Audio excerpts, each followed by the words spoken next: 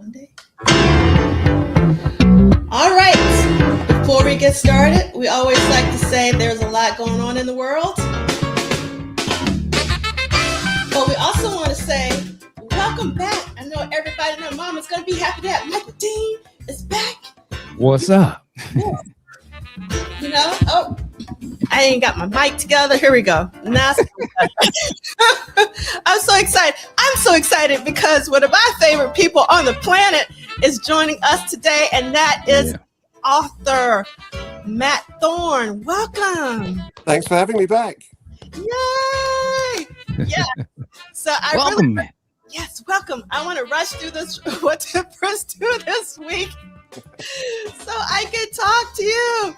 And because, you know, we have some peeps, so who doesn't like when we start with the salon part? Because, you know, what I really want to do is just start talking to you. But, you know, I think our timekeeper might be here somewhere. I don't see Kim yet. Maybe we could just show out and do what we want. Kim late? What? How you going to keep time? All right. So first in the chat, April Watson. Hey, fam, out and about this morning. Hope to be back. We hope that you come back. We got Boombox Guru. And we got Cassandra Bradley and AT Alien. Thank you for being here. We got Andre Staley. What up, though? We got Big Sexy in the house. I can't believe you up this early. All right. We got Lisa Williams. H-Town. Yes. We got Michael Dean back. Love. And we got Fair Dances. Happy Saturday, Purple Fam. Working again on this manic Saturday.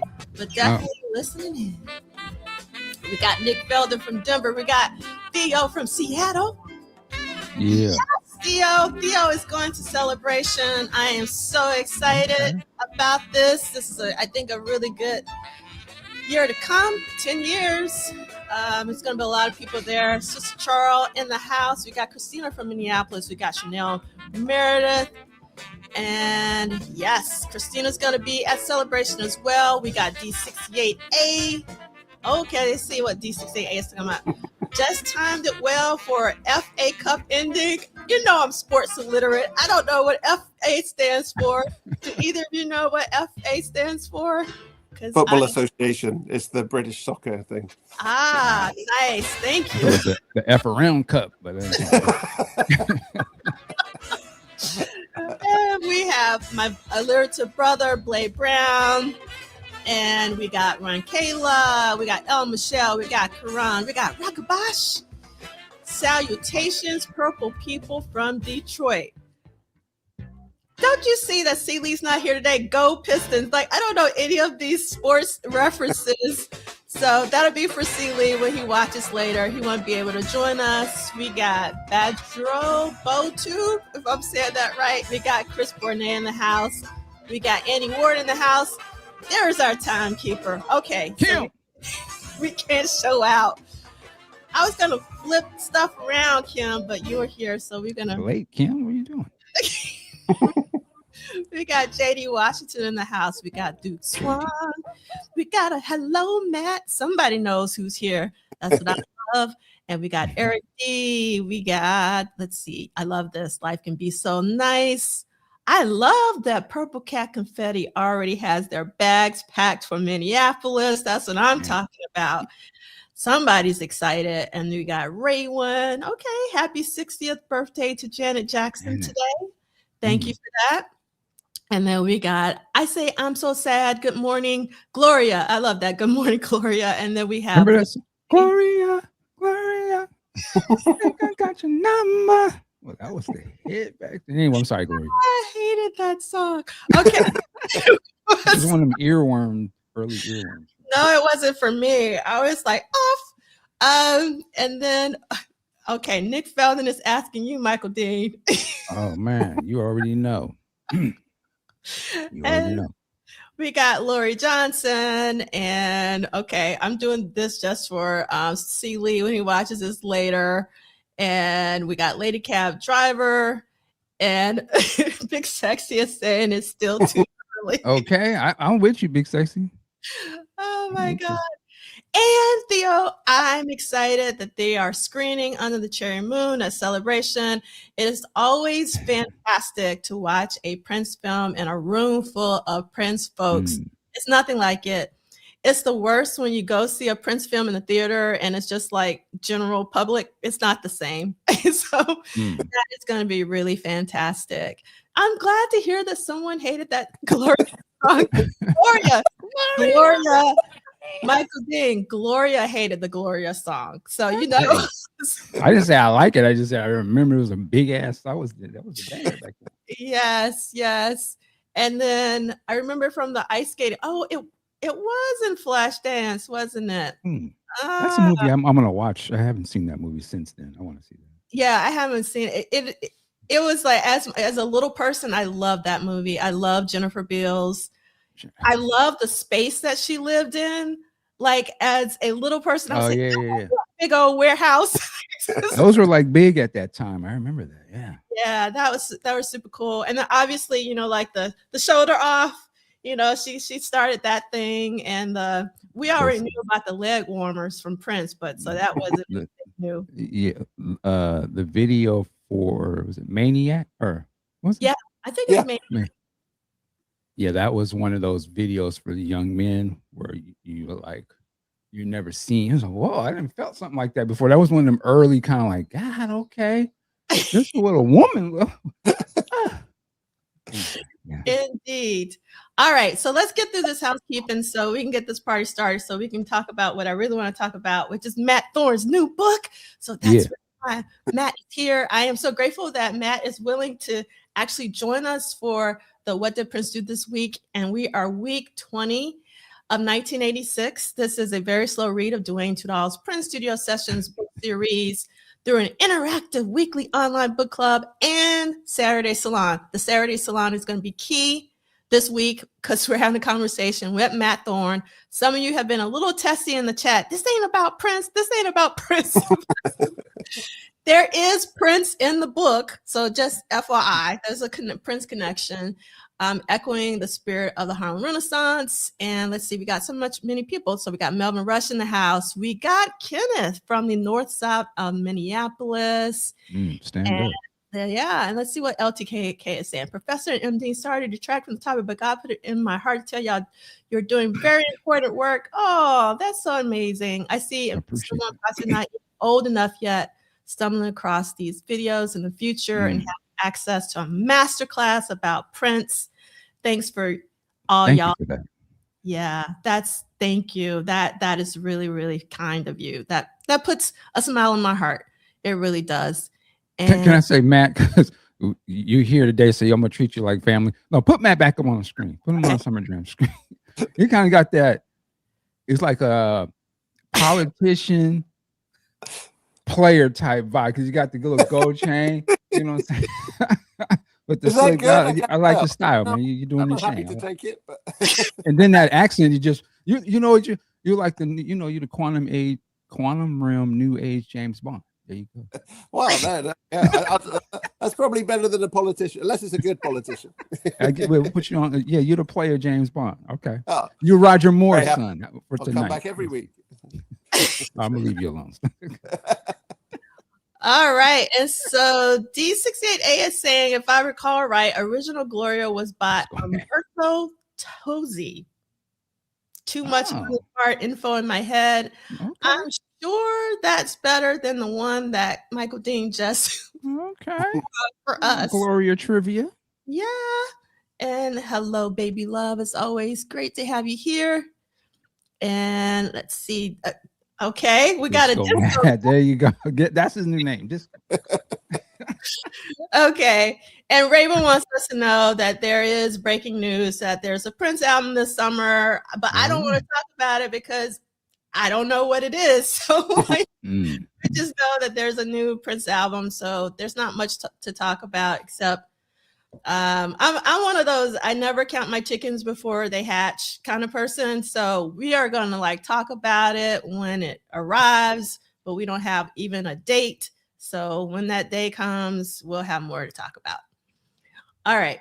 So we're going week to week, not date to date. And one day you'll figure this out. So just so you know, Michael, the day that Arthur U.S. Seeley was on here and Seeley was trying to read Sunday of next week, this is the reason why We're going to recap. Yes. It is Sunday to Saturday of each week, not date to date. And again, someone will figure it out. Okay. And we have Mila, my heart here. Elder, you're never late.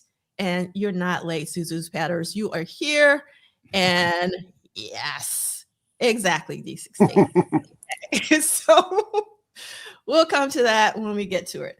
So we're week 20, and this week it's actually a kind of a short week in that we're only talking about Sunday, May 11th until Thursday of May 15th. So get your books ready at Sunday, May 11th, 1986. And remember, you do not need the paperback, but this is what has the most updated information, or you can be like Michael Dean and have the original OG version, the hardcover. And okay, let's see. So Mad Angry Panda is saying, since they dropped the With This Tear demo, I'm hoping the album would be the Love and Diamonds outtakes. That would be incredible if it was a Love and Diamonds outtakes. I would be all for that. But I have a strange feeling that it may not be that, but I would love that. That's because I don't want to go down this road. But I will say this. I love the Diamonds and Pearls box set. I wish it would have been the Love and Diamonds as it was originally planned.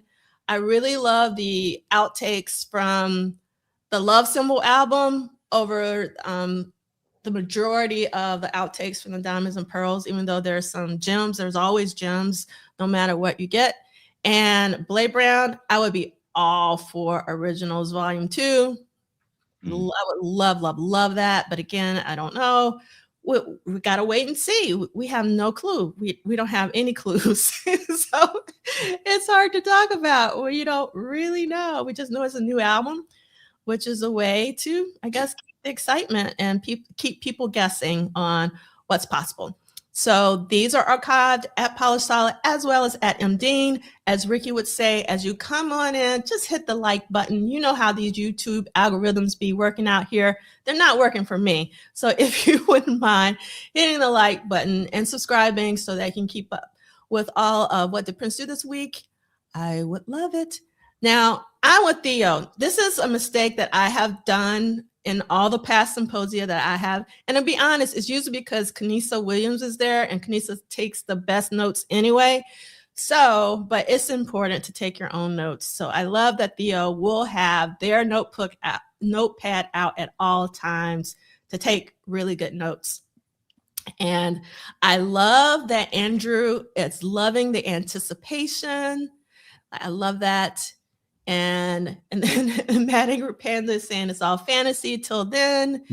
And yes, I love this. So Real Line DJ is saying the state is doing the best they're allowed to do. So fam, let's enjoy the ride. Exactly.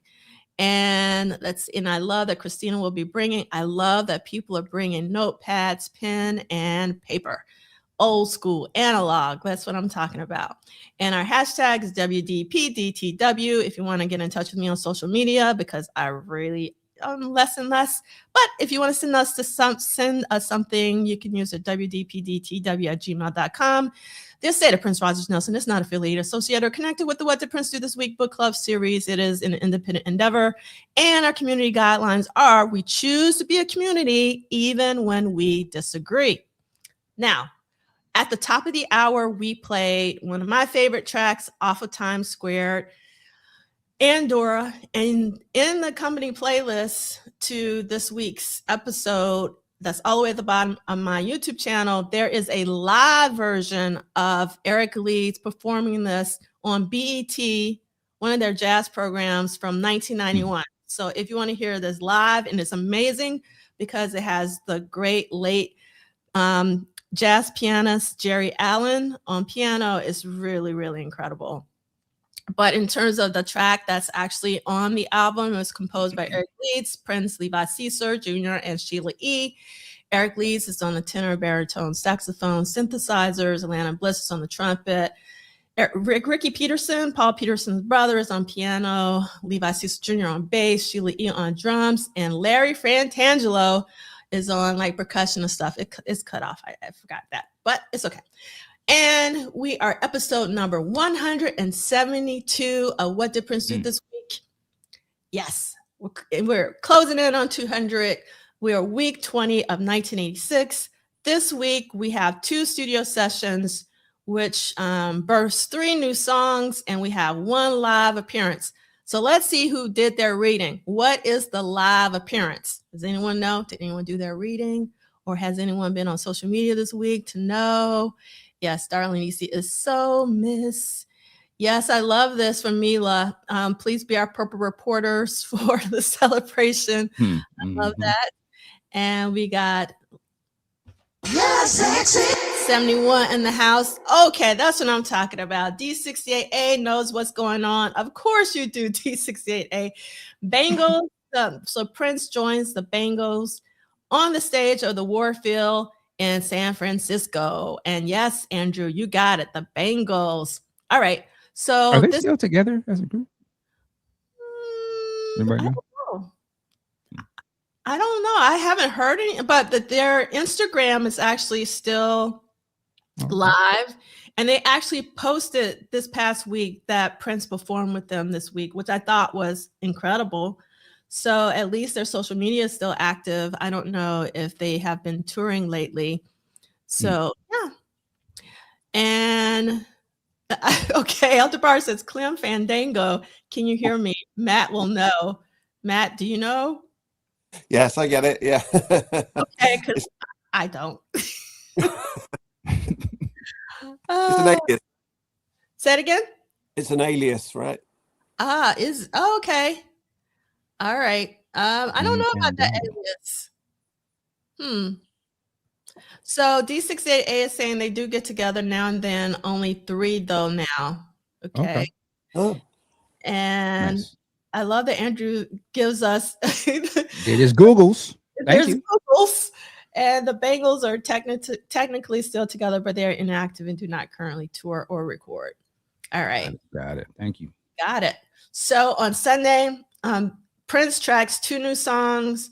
One is still unreleased, Boy You Bad. I really want to hear this track just from the title alone, Boy You Bad. And then one of the most phenomenal songs in Prince's catalog, It, particularly how it transforms live. So it was recorded in May 11th on a Sunday in 1986, way before it's released on Sign of the Times. And then on Wednesday, we have Prince's appearance with the Bangles at the Warfield Theater. And then on Thursday, there is another untitled track. All right, so now we are going to get to reading. So if you don't mind, Matt, I'll make you read Boy You Bad and It, which is Sunday, May 11th. And we always read everything in the gray box. And you can skip the Susan Rogers quote. Okay, so just the gray box from the start, yeah? Yep. Okay, so Boy You Bad, tracking mix, It, tracking mix, It, instrumental, guitar overdub mix, Sunset Sound, Studio 3, 10:50 p.m. to 8:30 a.m., booked, open, producer Prince, artist Prince, engineers Coke Johnson and Susan Rogers, assistant engineer Todd Herman. And then go on to the text? Yeah. Okay. Prince was the head of the organization, but for many under him, there was a unity that went beyond simply being co-workers. There was and still is to this day a familial bond that only people who worked for him understand. Most families are more democratic, explained Rogers. In amongst ourselves, without Prince in the mix, there was a beautiful system that shared responsibilities and shared talents and strengths. But we all looked to Prince as the hub of this wheel to provide our direction. We were kind of like a family with one very strong and very obvious leader.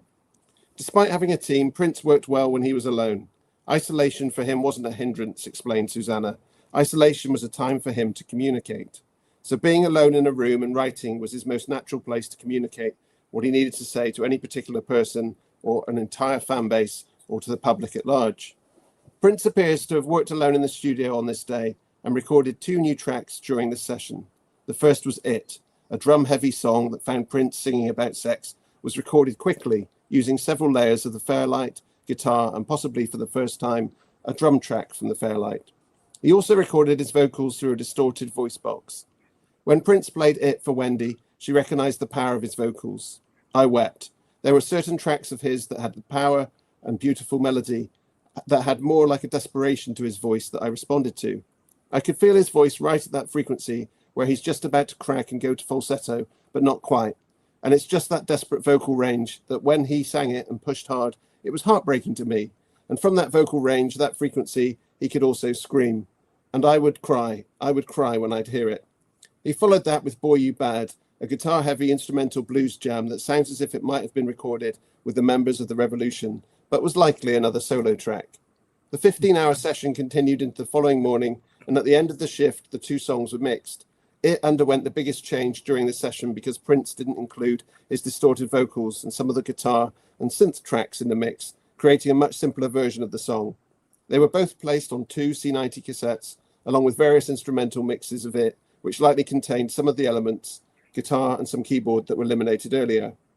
Status: It, 525, was edited down to 510 and released on Prince's Sign of the Times album in 1987. Any instrumentals that Prince created from It remained unreleased during his lifetime. Boy You Bad also remained unreleased during Prince's lifetime. Some of the structure of the song would find its way into You Got the Look in December. Wow. So one of the things that stands out for me in this particular chapter is it seems like it had more instrumentation to it. So it says, Prince didn't include his distorted vocals and some of the guitar and synth tracks in the mix. And I've always thought that in terms of what's on Sign of the Times, the studio version, that it was too sparse. And that it's only when we hear it in concert, more specifically in Sign of the Times Live, is when it came alive for me. So I would really have loved if this could have been included in the Sign of the Times Super Deluxe, like this fuller version of the track. So that's actually one thing that's missing for me. I'm curious about your thoughts on that, Matt or Michael. Yeah, I'd love to hear it. I mean, it sounds amazing, doesn't it? Distorted vocals and some of the guitar and synth. It sounds great. I mean, I don't know. I mean, I love it as it is. I mean, it's one anything, isn't it? I mean, as soon as you hear a new version, I'm sure I would really want to have it and really want to listen. It'd be interesting to see which one works best, because clearly it does feel like a song that he's put a lot of thought into and worked out how it sounds. So obviously there was something about it that didn't make it fit, but I wonder whether it's because it wouldn't have fitted into Sign of the Times as it is, which is why he changed it, or whether there was some reason. I mean, there's a lot of sort of heavier stuff around the Times sessions that didn't end up on the finished album. So, but I definitely think this is a track that should be on the Super Deluxe, and wonder why it wasn't.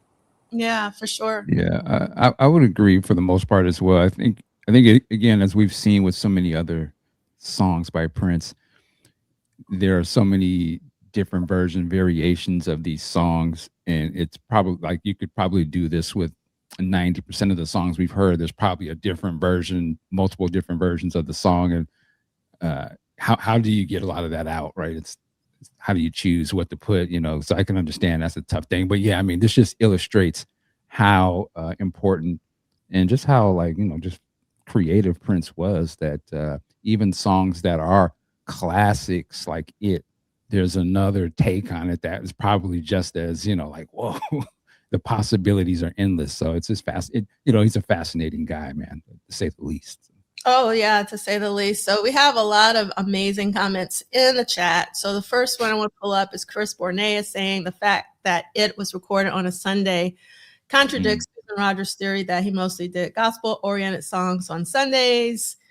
And then Theo is saying Thieves in the Temple, It from Live at Glam Slam is incredible. I am so with you on that, as well as the version on Sign of the Times Live. That's still my definitive version, the one on Sign of the Times Live, particularly that all right part, and when he leans over the microphone and he does it. I love that part from the Sign of the Times Live. Nothing touches that for me, but Glam Slam is incredible.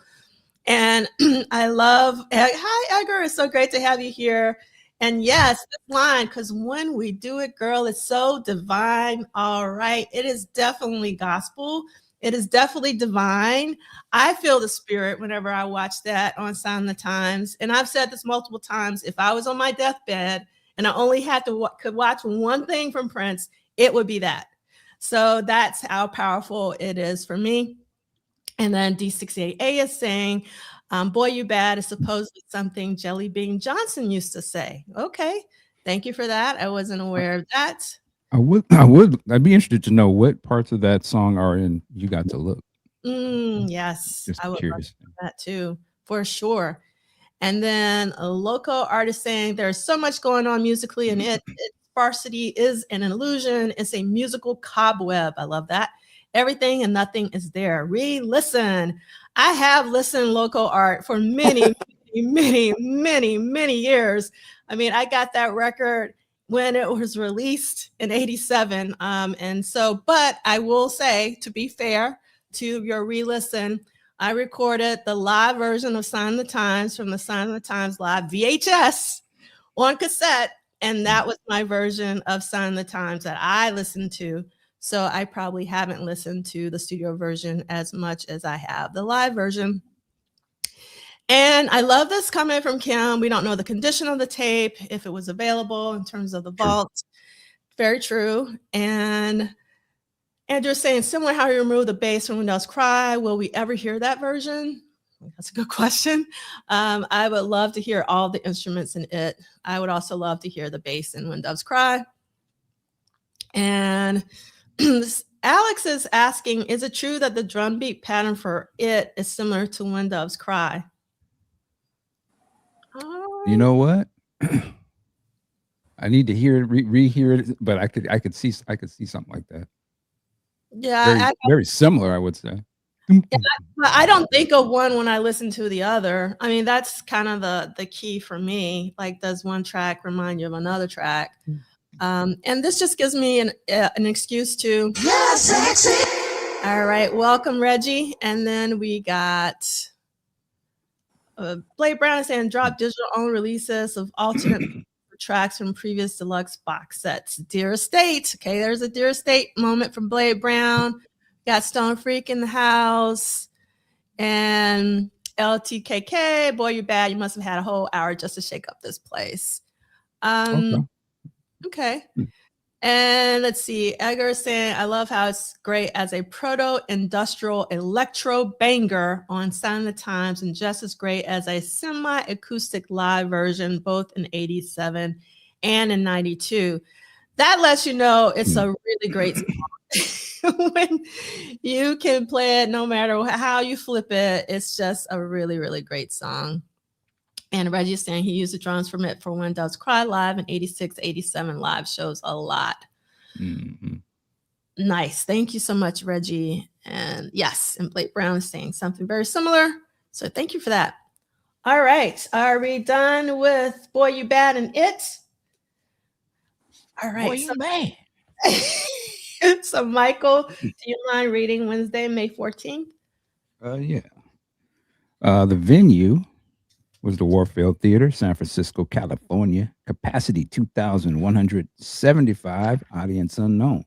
Prince joined the Bangles at the Warfield. Prince joined the Bangles at the Warfield Theater in San Francisco, playing guitar and singing along to Manic Monday and a whole lot of shaking going on, a song he had been performing with the Revolution during the recent series of shows. Unfortunately, not everyone was as familiar with the classic Jerry Lee Lewis track. We pretended to know how to play. We pretended to know how the song went, recalled bassist Michael Steele. We had no idea how to play it. That's funny. On the one. All right. So this is the Instagram post that the Bangles did couple of days ago when on May 14th. And they say, Throwback Thursday to May 14th, 1986 on the Different Light Tour. Can we talk about the ultimate surprise when we hit the stage at the Warfield Theater in San Francisco? None other than Prince joined us live to jam on Manic Monday and a whole lot of shaking going on. Ultimate Prince, Purple Heart. He knew every single one of our tracks by heart. who out there was lucky enough to catch a show on the 86 tour? Drop your city below. So I just really love this photo, and that they posted it on Instagram is really, really quite cool. This picture brings all the memories back. I remember this picture back whenever this was, I guess, and it came out. I don't know if it was in Rolling Stone or whatever it was that I saw it back then, but I always was tripping out. I was like, that's Prince? Like, he just looks so, I mean, if you go back into time, he looks so different from his previous thing. And I was just like, wow, like this dude can do anything. And I just thought it was so cool. I wasn't as familiar with the Bangles aside from like the, hit song or something, but I just was like, at the time, I was like, God, this dude can jump across different genres and be the man and have hits with other stuff. That to me, yeah, that was just a very important picture back then when I saw that. Really brings it back to see it now. I remember this moment. Yeah, it's really funny that D6AA points out that this is a cover of a boot, and which I knew, which I think is fantastic that the Bangles, or maybe they have someone doing their social media and they just don't know that the person put a cover of a boot. But I mean, it's an amazing photo. So, and it's in color, because there's some photos floating from this that's not in color. So I like that this one was in color. And okay. All right. And Eric D is saying it's weird to see P playing a Les Paul. All right. And it's cool too, though. I guess we saw, they said the band wasn't even familiar with that song. And I can imagine even I would have been like, not have expected Prince to go there. Because everything you knew what a Prince was at that time, and not being around his rehearsals, so having no idea what he was really, how deep he really went. I can imagine it was probably like, whoa, he's not jumping into, 1999 or something that they're probably anticipating, and he went totally left and does a cover way back then. That's pretty cool. Yeah, and Edgar is saying that the Les Paul was borrowed from the Bangles. Go ahead, Matt. I was going to say, it's probably quite respectful of him as well, though, isn't it? I mean, he's probably thinking, rather than making them play a song of his that they might not know, I think he's chosen that as perhaps a song that maybe he thinks that everyone would know, or that the band would be like to be able to right. But maybe he's just gone back too far, or maybe, I mean, it's sort of, it's interesting when you listen to the recording of it. It's clear they don't know the lyrics, they know the chorus and that, and that's it. But the rest, they're guessing at. But again, I mean, I guess with some of those older songs like that, I guess it's sort of, you don't necessarily know all the lyrics anyway, or maybe it's not important to him that they're all singing the lyrics. It's kind of the chorus and the around that can be the whole performance. Yes, and we got C. Lee stepping in just for a hot break from his wife's award, Mega Evers Award, to congratulate Brother Thorne on his new book and sending love to everyone. See y'all next week. Thank you so much, C. Lee, for stopping in. What up, C. Lee? Congratulations to your wife. Yes. And yes, I agree. It's a fantastic photo of Prince, and Edgar is saying the Bangles did often attach 1999 to Manic Monday when playing live in the 1980s. I think it's nice they did not do that here. I think, out of respect, you don't want to play Prince's song while Prince is on the stage. And D688 says have the full show uploaded. There's a couple versions of it, so I will add it to the accompanying playlist. Thank you for letting us know, D688. And Andre is saying maybe after the time he felt it was easier for him to control and mold non-musicians. I don't know what that is referring to. I lost my thread. Oh, I see. So Chris Burnett said, I wonder why Prince never put together a girl group of musicians like the Bangles or Climax. Maybe Third Eye Girl filled that role. I think Third Eye Girl filled that role. Personally, because they came out with Plectrum Electrum, even though, Prince was in the band. So, yeah. I was just listening to that record the other day. I could see them re-releasing that album years from now, and with a whole different sort of narrative behind it. I think that thing could be amazing. Like, I wasn't as appreciative at the time, but taking a deeper listen now, oof. Yeah, Prince was a wild. That's a dope-ass record, man. Heavy record. Yeah, it really is.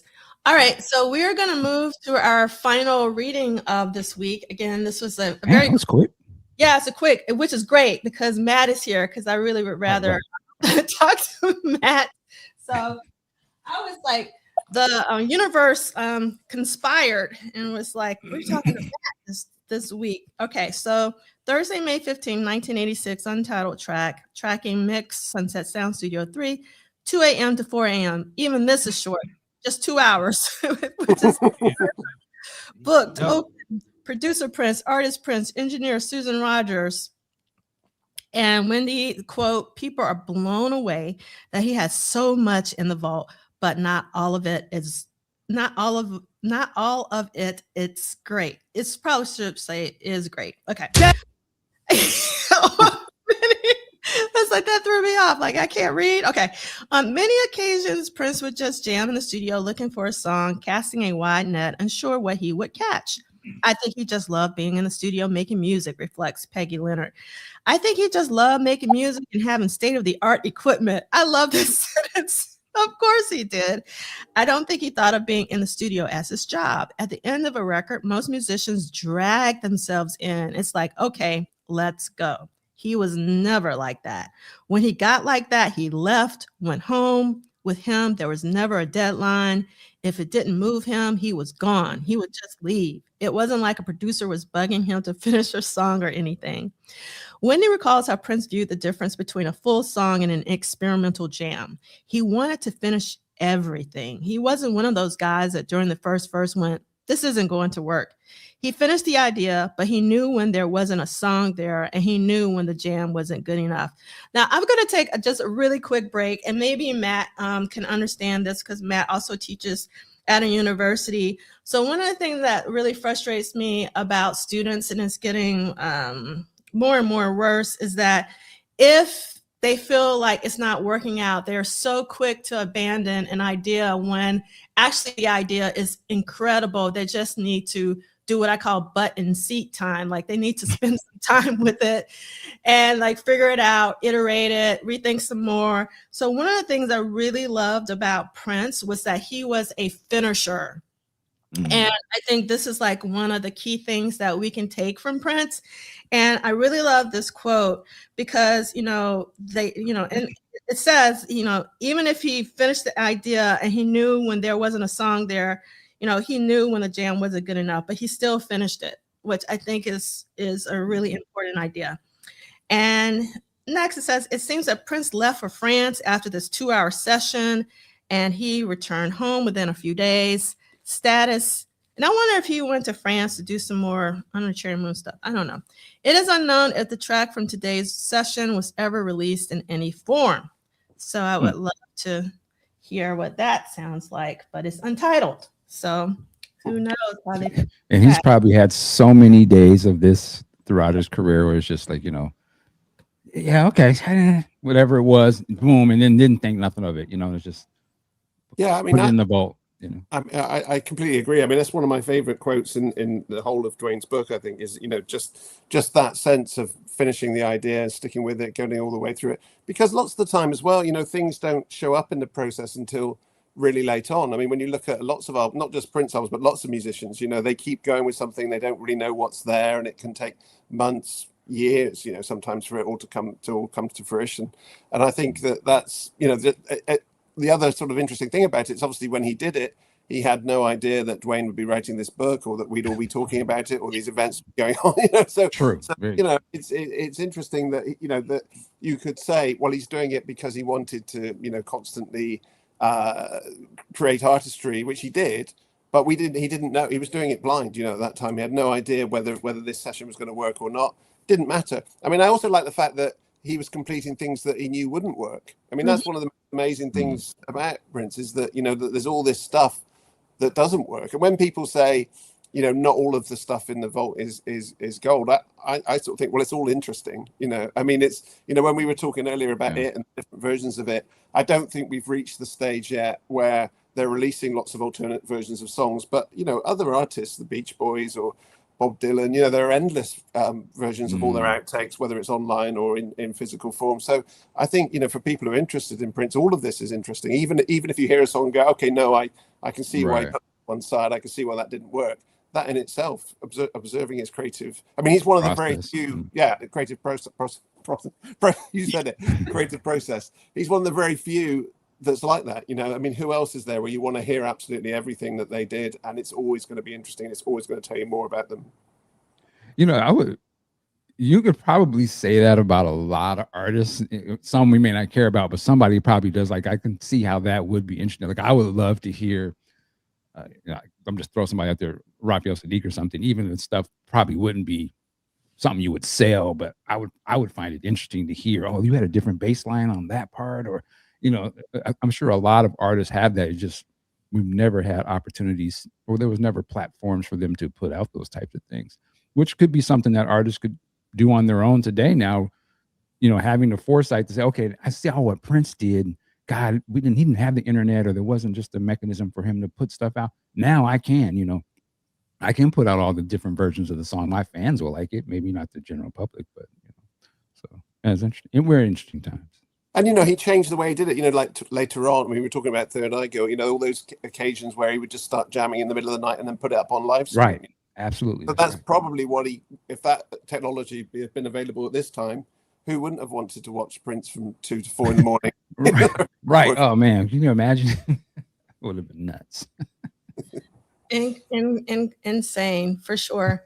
All right. So so far in 1986, Prince has done 62 studio sessions that we know of. That's the reason why there's an asterisk, and it should really be an asterisk by 28 new songs as well. What we know in terms of Duane's books and so the new tracks, again, for those who are just joining us, are Boy You Bad, which is unreleased, and another untitled track. But it was recorded this week, which is incredible, which would end up on Sound of the Times. And then so far in 86, there have been 6 guest appearances. And 3 of them have been with Sheila E., one with Maserati, another American Music Awards, and then now with the Bangles. So I'm going to go through this really quickly, but this is kind of important to me. This is the salon part. So if you only want Prince, you can log off right now if you want. It's totally fine, even though we will talk about Prince some more with the Prince section. So Is God Is released, and I'm going to see it today, actually. I'm really excited about this. I'm a huge fan of Sterling K. Brown, and a lot of different people are in it. I love to go to the theaters, but I used to go to the theater every single week for probably a decade, but I don't do that anymore. So for something to get me in a theater, I'm very excited about this. Another one that I'm excited about that's coming out next week is I Love Boosters, which is directed by Boots Riley. And I love that they have 8 different posters, for actually 9 different posters that I've seen so far. And this is my favorite one. It's just the typographic treatment. I'm really excited. Lakeith Stanfield is one of my favorite actors. I absolutely love him. He's the main reason why I'm going to see this film, but I also love Don Cheadle, who's also in this film. And there will also be Taylor Page, which is one of my favorite actresses. So I'm very excited. And my favorite poster is obviously Lakeith Stanfield out of the 8 posters. So I love that they're doing this promo campaign of all of these posters. And I love Lakeith's character is called Pinky Ring Guy. So that's Pinky Ring. And for those of you who don't know what boosters or boosting is about, it's like when people steal clothes and resell them. For those of you who know, what? Yes, Edgar. See, I'm glad that I have a fellow designer in the house. Edgar understands what's going on. I think it was incredible. I love the typographic treatment and all of that. So yeah, very excited. They actually, I don't know if it was the world premiere, but they played this movie. It was across the street from my job. Oh wow! Okay. A week ago or 2 weeks ago or so, and I think the cast was there. Oh, nice. Yeah, it was a part of the film festival, I think. So Seattle had a film festival, and Boots was out there talking about this movie. Now, for those of you who may not know who Boots Riley is, his previous film also had Lakeith in it. It was called Don't Bother. Sorry to bother you. Sorry to bother you. Sorry to bother you. Boots is a rapper. Who was the Click? Yeah, he was from the Bay Area. Bay Area legend.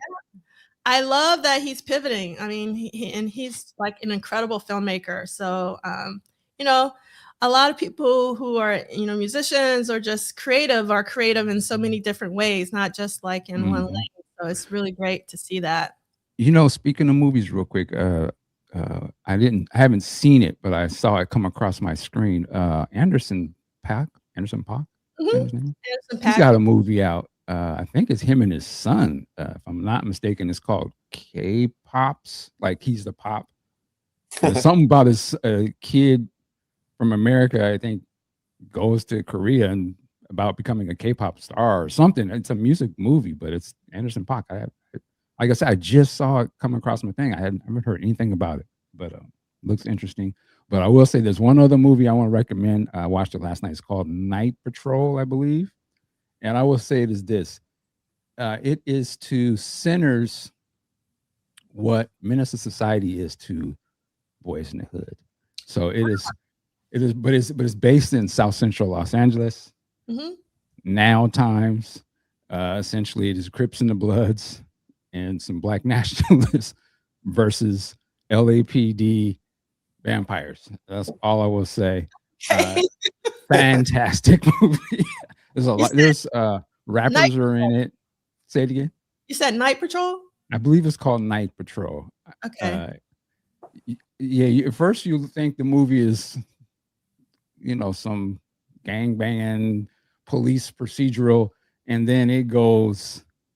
And man, it is one hilarious, but also it takes itself serious.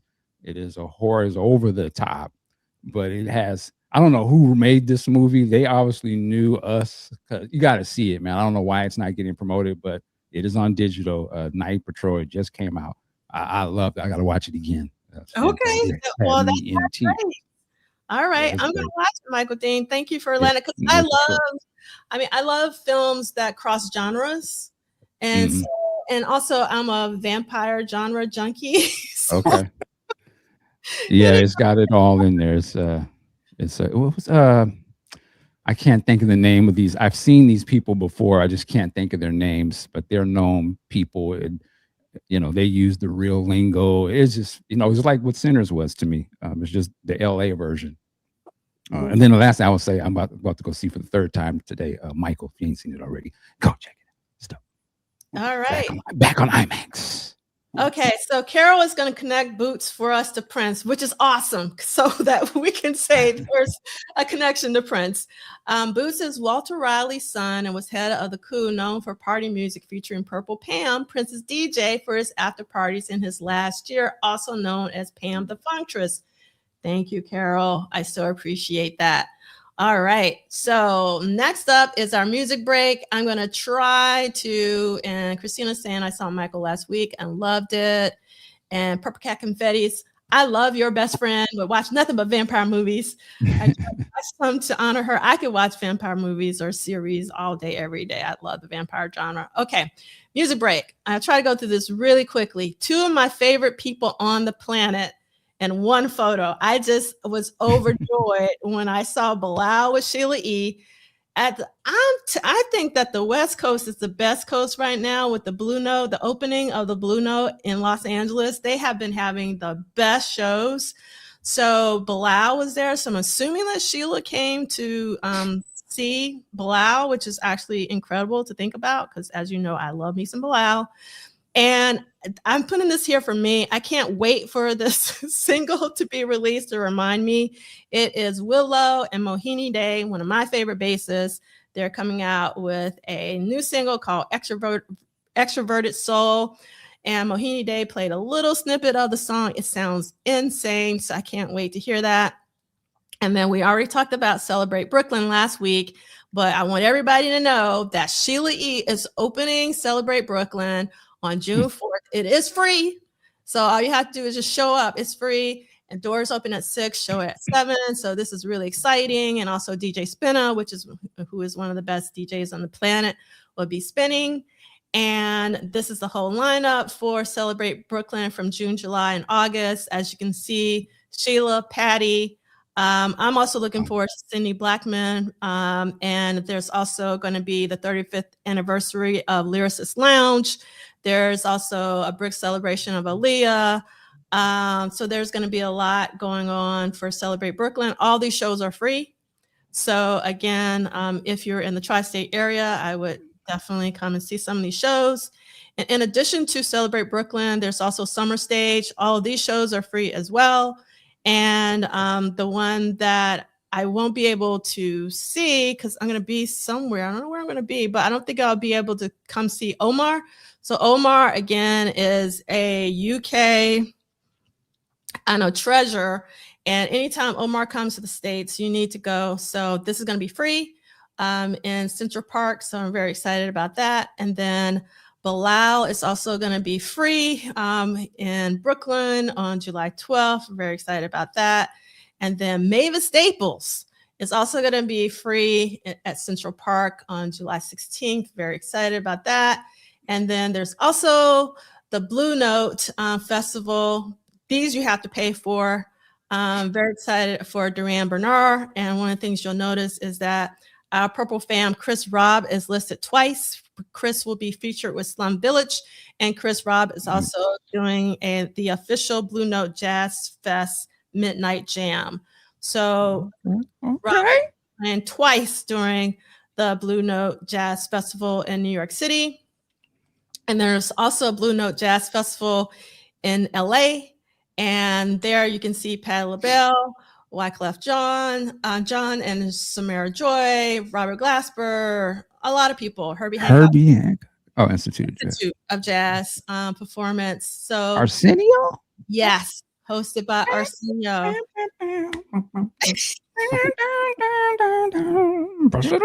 Yeah, okay. Yeah, so very, very excited about the one thing I love about summer, at least in New York, what's really great about being in New York is that this is when the free music happens, and there's always so many amazing, incredible musicians, and I'm sure it's the same in LA and other major cities, but it's nothing like New York and LA for the summertime, the free festivals and things. All right. And the honeys are out to play. Okay. So, as everybody, I'm just singing Prince. I love that you're connecting it to Prince, Michael. That's totally fine. We're gonna in summer. All right. All right. So, as everybody should know by now, I love me some Bilal. So, Bilal's going on summer. Bilal is really hot right now. You've never seen Bilal. I mean, when I mean hot, meaning like he is on fire in terms of like his vocals, his band. It is like incendiary, the performances I've seen the past couple years, and I have seen him for 20-25 years performing live. He is in his prime. Now it's the time to go see him if you haven't seen him. So he's doing a European summer tour in July, and then he's coming back to the States in September, and then we'll talk about some other shows. This is another one of my favorite musicians on the planet, Flying Lotus, and I have never seen him with a full live band. I've always seen him do DJ sets. So seeing him with a live band is going to be amazing, and he's doing it not only for Blue Note New York, but also Blue Note Los Angeles. And I wish that more musicians would follow suit, because I'm getting so sad that all of these musicians are playing in Los Angeles, like Willow. They're not playing in New York. That dude is in that movie I just talked about. Oh, is he? I was looking at his picture. I'm like, it's so familiar. And I just looked up the cast. Yeah, he's in the movie. Oh, well, now I gotta see it. Okay, that's all you had to say. Flying Lotus. I've never heard of him before, but I just the distinctive look. Oh, Michael. Yeah, he's in this movie. Yeah, you got to listen to Flying Lotus. I don't know if you would like him. I love him. He actually, let me go ahead. Let me just go. So, what's old girl's from Insecure name? Yeah. I'm like her. So when you say anything black, okay. Yes. Okay, so speaking of Flying Lotus, because of the symposium, I totally didn't get the memo that he just released a brand new EP called Big Mama. So I don't know, Michael, if you should start with Big Mama. I would probably start with Cosma Grandma, or like he's released so many albums. He's based on the West Coast. He's actually related to. I've heard of his name. I just never seen his face or anything. Yeah. He's an incredible musician. He used to do music for Adult Swim. he's just like really, really, really, really incredible. Yeah, No Patrol. Get on it. Yeah. Get All right. on it. So yes, Reggie B. He's from the Coltrane family tree, and if you listen to his music, it makes so much sense. And see, Kim even says you got to get into Fly Low. That's what Oh, that's how the cool one say it. Yeah, Fly Low. Okay. Yeah, that's right. All right. So, okay. Kim says Issa Rae is their birthday twin. Rooting for everybody Black. All right. Okay. Let's see what I got here. Oh. Everybody knows, and this doesn't happen a lot Everybody knows. Everybody knows that Alice Smith is my favorite living vocalist, and she is performing in DC on July 18th, Lincoln Theater. Since Michael mentioned Sinners, she sung the last song in Sinners. That's Alice Smith, and she's done a lot of soundtrack work. I'm blanking on names today for some reason, so I won't try to remember, but you've heard her. What's her famous song? I have one song by her that I play all the time. I just don't know what it's called. I don't know. Somebody put me up on it. Yes, called. Well, the how she's famous for Prince, because we got to connect this all back to Prince, or some people are gonna freak out. Is that Prince covers Alice Smith on Plectrum Electrum with Another Love. So Another Love was originally written by Alice Smith. And to be honest, because I heard Alice Smith's version first, because I'm an Alice Smith fan, I prefer Alice's version over Prince's version, but they really sound nothing alike except for the lyrics. So that is the Prince connection.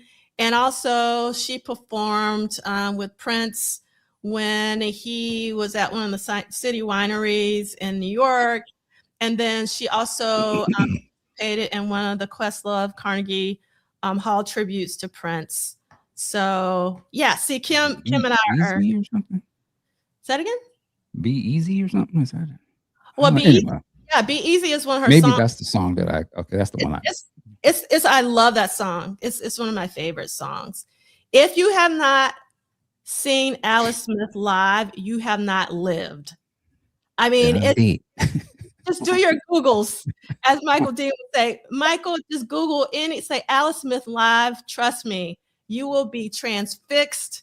You will be just it's like she's I don't know. She's very powerful. Her voice is very powerful. Yes, a really good performance would be if you Google Alice Smith Afropunk. That's the one. And one of my favorite songs that she sings is called She. There's so many. I won't go on and on and on because we want to talk to Matt about his book. Okay, so got to go see Alex. But I love, if Edgar's still here, I absolutely love this flyer. It's so dope. I love it. I love it. So, all right. And I got you, Heavenly. Okay. All right. Yeah, I love that, Heavenly. That's a really great suggestion. Ooh. I don't know if I saw Alice at Joe's Pub, because Joe's Pub has an amazing sound system. Okay. And yes, I know. Thank you, Theo. I get this so much. It's so funny. Thank you. And I don't get it. Okay. So Bilal is going to be performing nothing but Prince songs with DJ Rashida in LA again. LA seems to be the best coast right these days on September 25th. I'm so excited about this. So, all right. So we're getting back to Prince. So let's get to the Purple World. Again, we've been talking about this. There's going to be a Prince conference in Minneapolis. If you go on during Celebration, right before Celebration, I'm not involved with this. It's hosted by the International Center for Prince Studies. Then everybody should know that about Celebration. I'm excited because Bilal is also going to be performing during Celebration. So I am ecstatic about that. But you also got Tevin Campbell and Morris Day and Miguel and Kat Graham and a combination of the MPG and the Revolution. So that should be really, really exciting.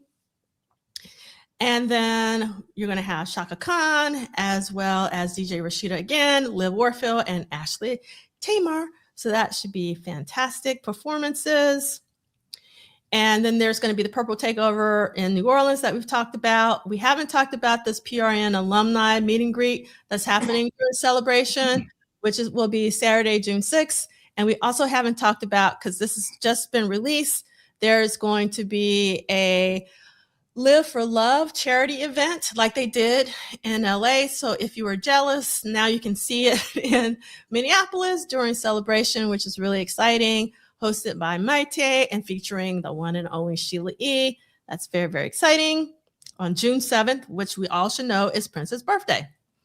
And for those of you who don't know, there is going to be an amazing annual Paisley Midwest party honoring the legacy of Prince with Eric Leeds and Atlanta Bliss. Eric Rogers is doing the thing. I love this. And that's going to be August 21st through 23rd. And we're going to take a really quick book break before we get to Matt's book. So we're almost there. For those of you who are waiting to hear from Matt, like me, Cassie is re-releasing her book. And if I remember correctly, I think she said that there's going to be an additional chapter to this. So if you already have a version, this is going to be like an expanded edition. And this is going to be on June 2nd. And for those of you who don't know, Cassie Ritchie is a fashion historian who did their PhD on Prince's fashion. So I'm very excited about this particular book release. This is the book I've been waiting almost my entire adult life for. A biography by Danielle Maggio, who actually knew Betty and actually did her PhD dissertation on Betty Davis. So this is coming out in February 2027, but you can already pre-order it. That's the reason why, and I have already pre-ordered it because I am ready for this book. For those of you who don't know, I did a Betty Davis symposium like a week before I did the Love Sexy symposium, and everybody and their mama should know who Betty Davis is. So I'm hoping that this book will give her more exposure. And the name of the book is Game is her middle name. All right. So for me, Sanique, it is Betty Davis. Yes, she was married to a very famous musician, but Betty was a musician in her own right. And she wrote her own music. She wrote her own lyrics. She was very revolutionary. And she does not need to be affiliated with her husband. She can stand on her own because she was powerful. All right. And yes, thank you, Purple Cat Confetti. Mono Neon is going to be at the Dakota. I knew I forgot something. So thank you so much. And we are 1 p.m. Look at that. We're going to have we can talk up to an hour with Matt Thorne. That's the way I wanted it to be. So I can't wait. And I love that Christina's got their ticket to Mono Neon. And yes, Mila, I love this. I love that a lot more people are looking into Betty because of Beyonce's post last year. Yes, for sure. All right. Okay. So for those of you who do not know, and if you need a connection to Prince, our guest today, Matt Thorne, wrote a whole book. How many pages it is, Matt? It's like 500 and something. That boy steak, boy. I think it's even big. In the last edition, it's about 650. I think there was even bigger stuff at the end. So yeah. Man. So just so you know, Matt Thorne is Purple People, and Matt has written an entire book on Prince. When did the first edition come out, and then when did this updated edition come out? So it first came out in 2012, and there's been various updated editions. That one I think was like 2014, but then there was a newer one that was like 2025. So, and there's American editions as well. So it's been in lots of different editions.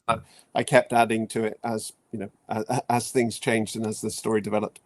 Yes, and I saw earlier that Big Sexy purchased this Prince book right now. Oh wow! Oh, thank you. So that's really fantastic. More people should purchase Matt's book. Now, if you take Duane's book off the table, and the reason why I love Duane's book is because I'm a calendar person. I love dates. And so like the dates in the studio is really important to me. So we love Duane's book. Duane, if you look at this, because sometimes Duane looks at this. But if you take Duane out of the picture, My favorite Prince book is Matt Thorne's Prince book. Thank you. So, and as you know, there are a gazillion Prince books out there. So if you want to expand your Prince collection and you don't know which one to buy Matt Thorne's. Thank you so much. I really appreciate that. And Edgar's saying I have multiple versions of Matt's book. He says it was severely butchered in the Dutch translation. That's actually true, Edgar. Yeah, I mean, when it first came out, there's a section in the back of the book where I was writing about the 21 shows Prince did in London at the O2, and I have a sort of diary in it where I go, because I went to 19 of the shows and 14 of the after shows. And then with the Dutch publication, they said they wanted to cut that bit out because, I don't know, it was weird when it came out. People didn't really want that sort of, because the rest of the book is sort of telling the story of his whole career over many years. But that section, I wanted to write about the specific experience of seeing a lot of Prince shows in a row. And for some reason, when it was with the Dutch editors, they said, no, nobody wants to hear that. So they cut that bit out. So, and that was the only country. Everywhere else, it's been translated all over the world, but everywhere else was happy with it. But now, looking back on it, yeah, no, I don't know why. And looking back on it, I feel like that's a really important document. I mean, I think it was because I wrote it when he was still alive, and people thought, oh well, everybody can get to go and see Prince. But now I think, in a situation where sadly it's no longer possible to see Prince live, I think it stands up as an important part of the book. A record of there's lots of other bits about other shows, and I saw about 100 shows over the time. I mean, in total as a fan, but I spent 7 years writing the book as well, and I saw lots and lots of shows I was following around during that period. So, so that to me, the live part of it, it's not the whole of it, but it's part of it. Thanks, Egg. Yes. So, but we're not here today to talk about that book because Matt has been on here before, and we talked about the Prince book for a long time. So I just got to figure out which episode that is. So I will let you know next time because I forgot to include that. So don't be disappointed because we're not talking about the Prince book today. We are talking about Matt's brand new book, which is called Famous: Ego, Envy, and Ambition in Pop, Rock, and Hip Hop. And, as I do, I really do believe in having physical books when they're important to you. And before we get started, Matt, I will say that this is one of the best printed books ever. I love the paper stock. I love how it really sits pretty flat for a book like this. And I love the type size because another book I'm reading right now and it's a fantastic book, is Jeff Chang's. It's called Water Mirror Echo, about Bruce Lee. But the type is so small and you can't, because it's so thick, it's hard to read it. And I don't want to read it on a Kindle. And so I was reading this when I got your book and I was like, oh my God, this is so refreshing. And also it's something about the paper quality because in this Bruce Lee book, you can kind of see the next page, it kind of bleeds through. But with your paper, it's I don't know, it's just something about this print. It's really incredible. And then I also love, if you take off just the spine, it's so kind of Shepherd Fairey. I don't know if you know about Shepherd Fairey. Yeah. I'm a huge Andre the Giant babe because he's Southern. I'm Southern. He's from Tennessee. So I really love that feel from it. Also very Sex Pistols, in terms of some of their graphics as well.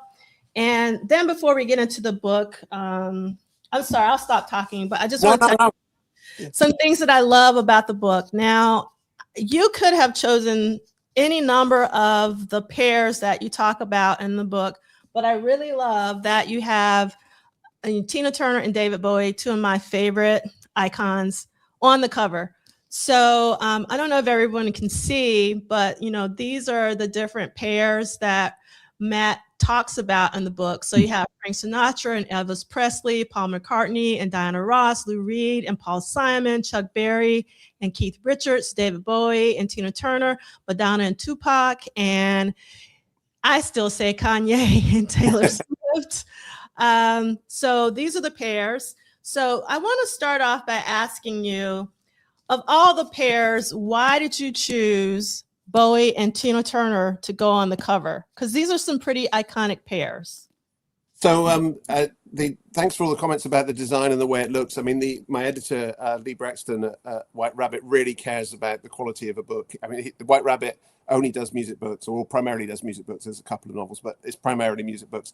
And he's always, he did my Prince book at Faber. So when he moved to White Rabbit, I moved with him. So he's always really been interested in design. And the cover was done by a young new designer called Henry at the company.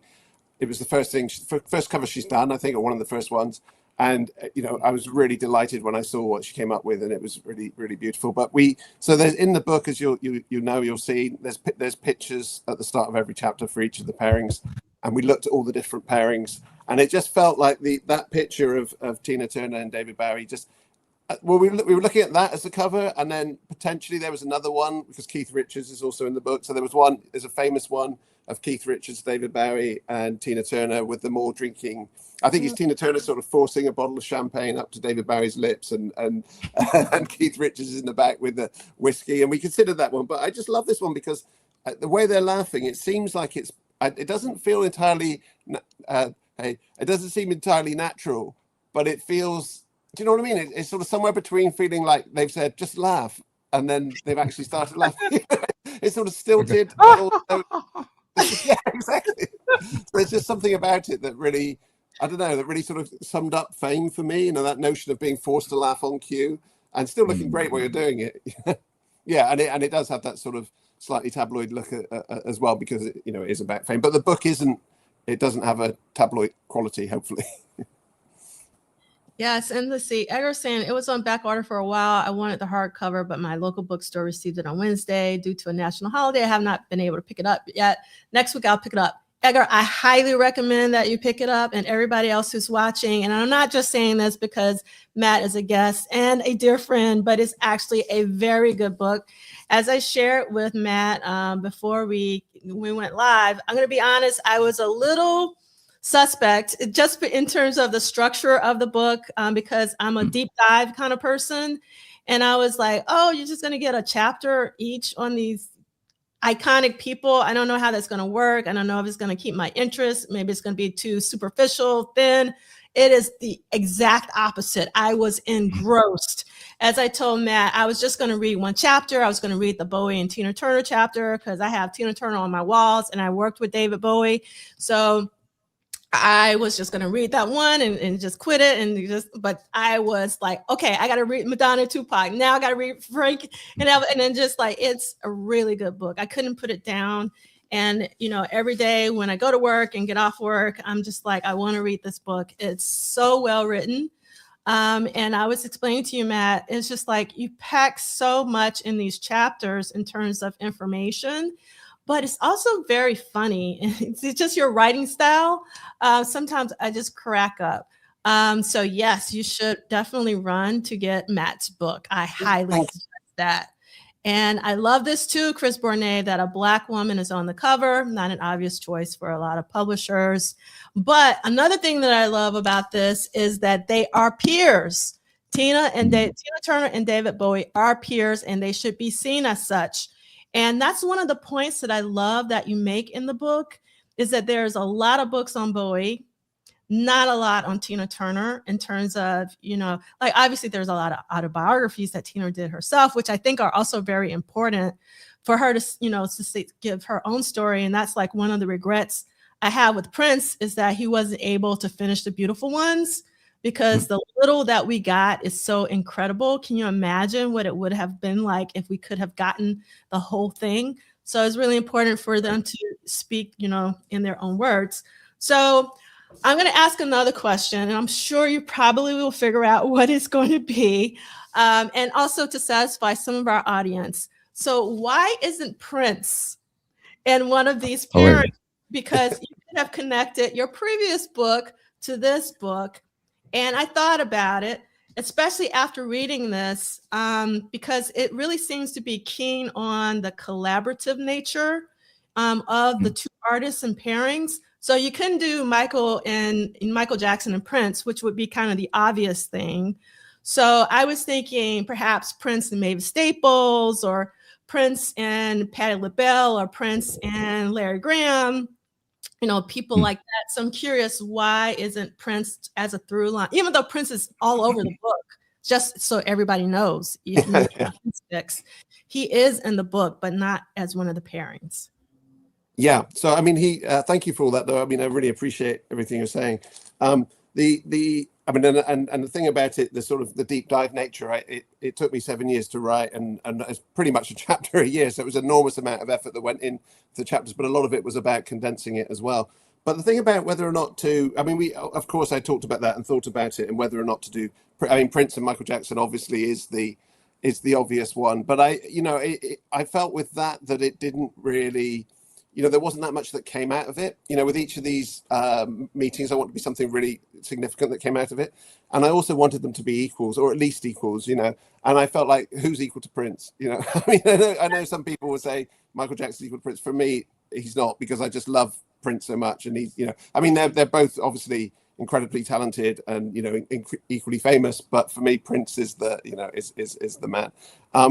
But also thinking about talking about Tina Turner, I mean, the starting point for that chapter was that when Tina Turner worked with David Bowie on the Tonight album, some of the producers said terrible things. They were saying that David Bowie had debased himself by working with Tina Turner, and that's just the most outrageous, awful thing that you could possibly say. And it kind of became something that was thought of. So I really wanted to show the history of Tina Turner's work, the incredible stuff that she did with the song, the lyricist, she's an amazing lyricist. And when she, left, one of the things, she wanted her name, but she sort of gave up a lot of the songs that she'd written. And so, and David Bowie knew all of that. He knew she was an incredible songwriter as well as an incredible singer. I mean, obviously there are some people in the book who, like Frank Sinatra, who mainly sing and didn't write songs. So I'm not saying that not writing songs is not important, but the fact that Tina Turner wrote all these incredible songs, things like Kay Got Laid, Joe Got Paid, there's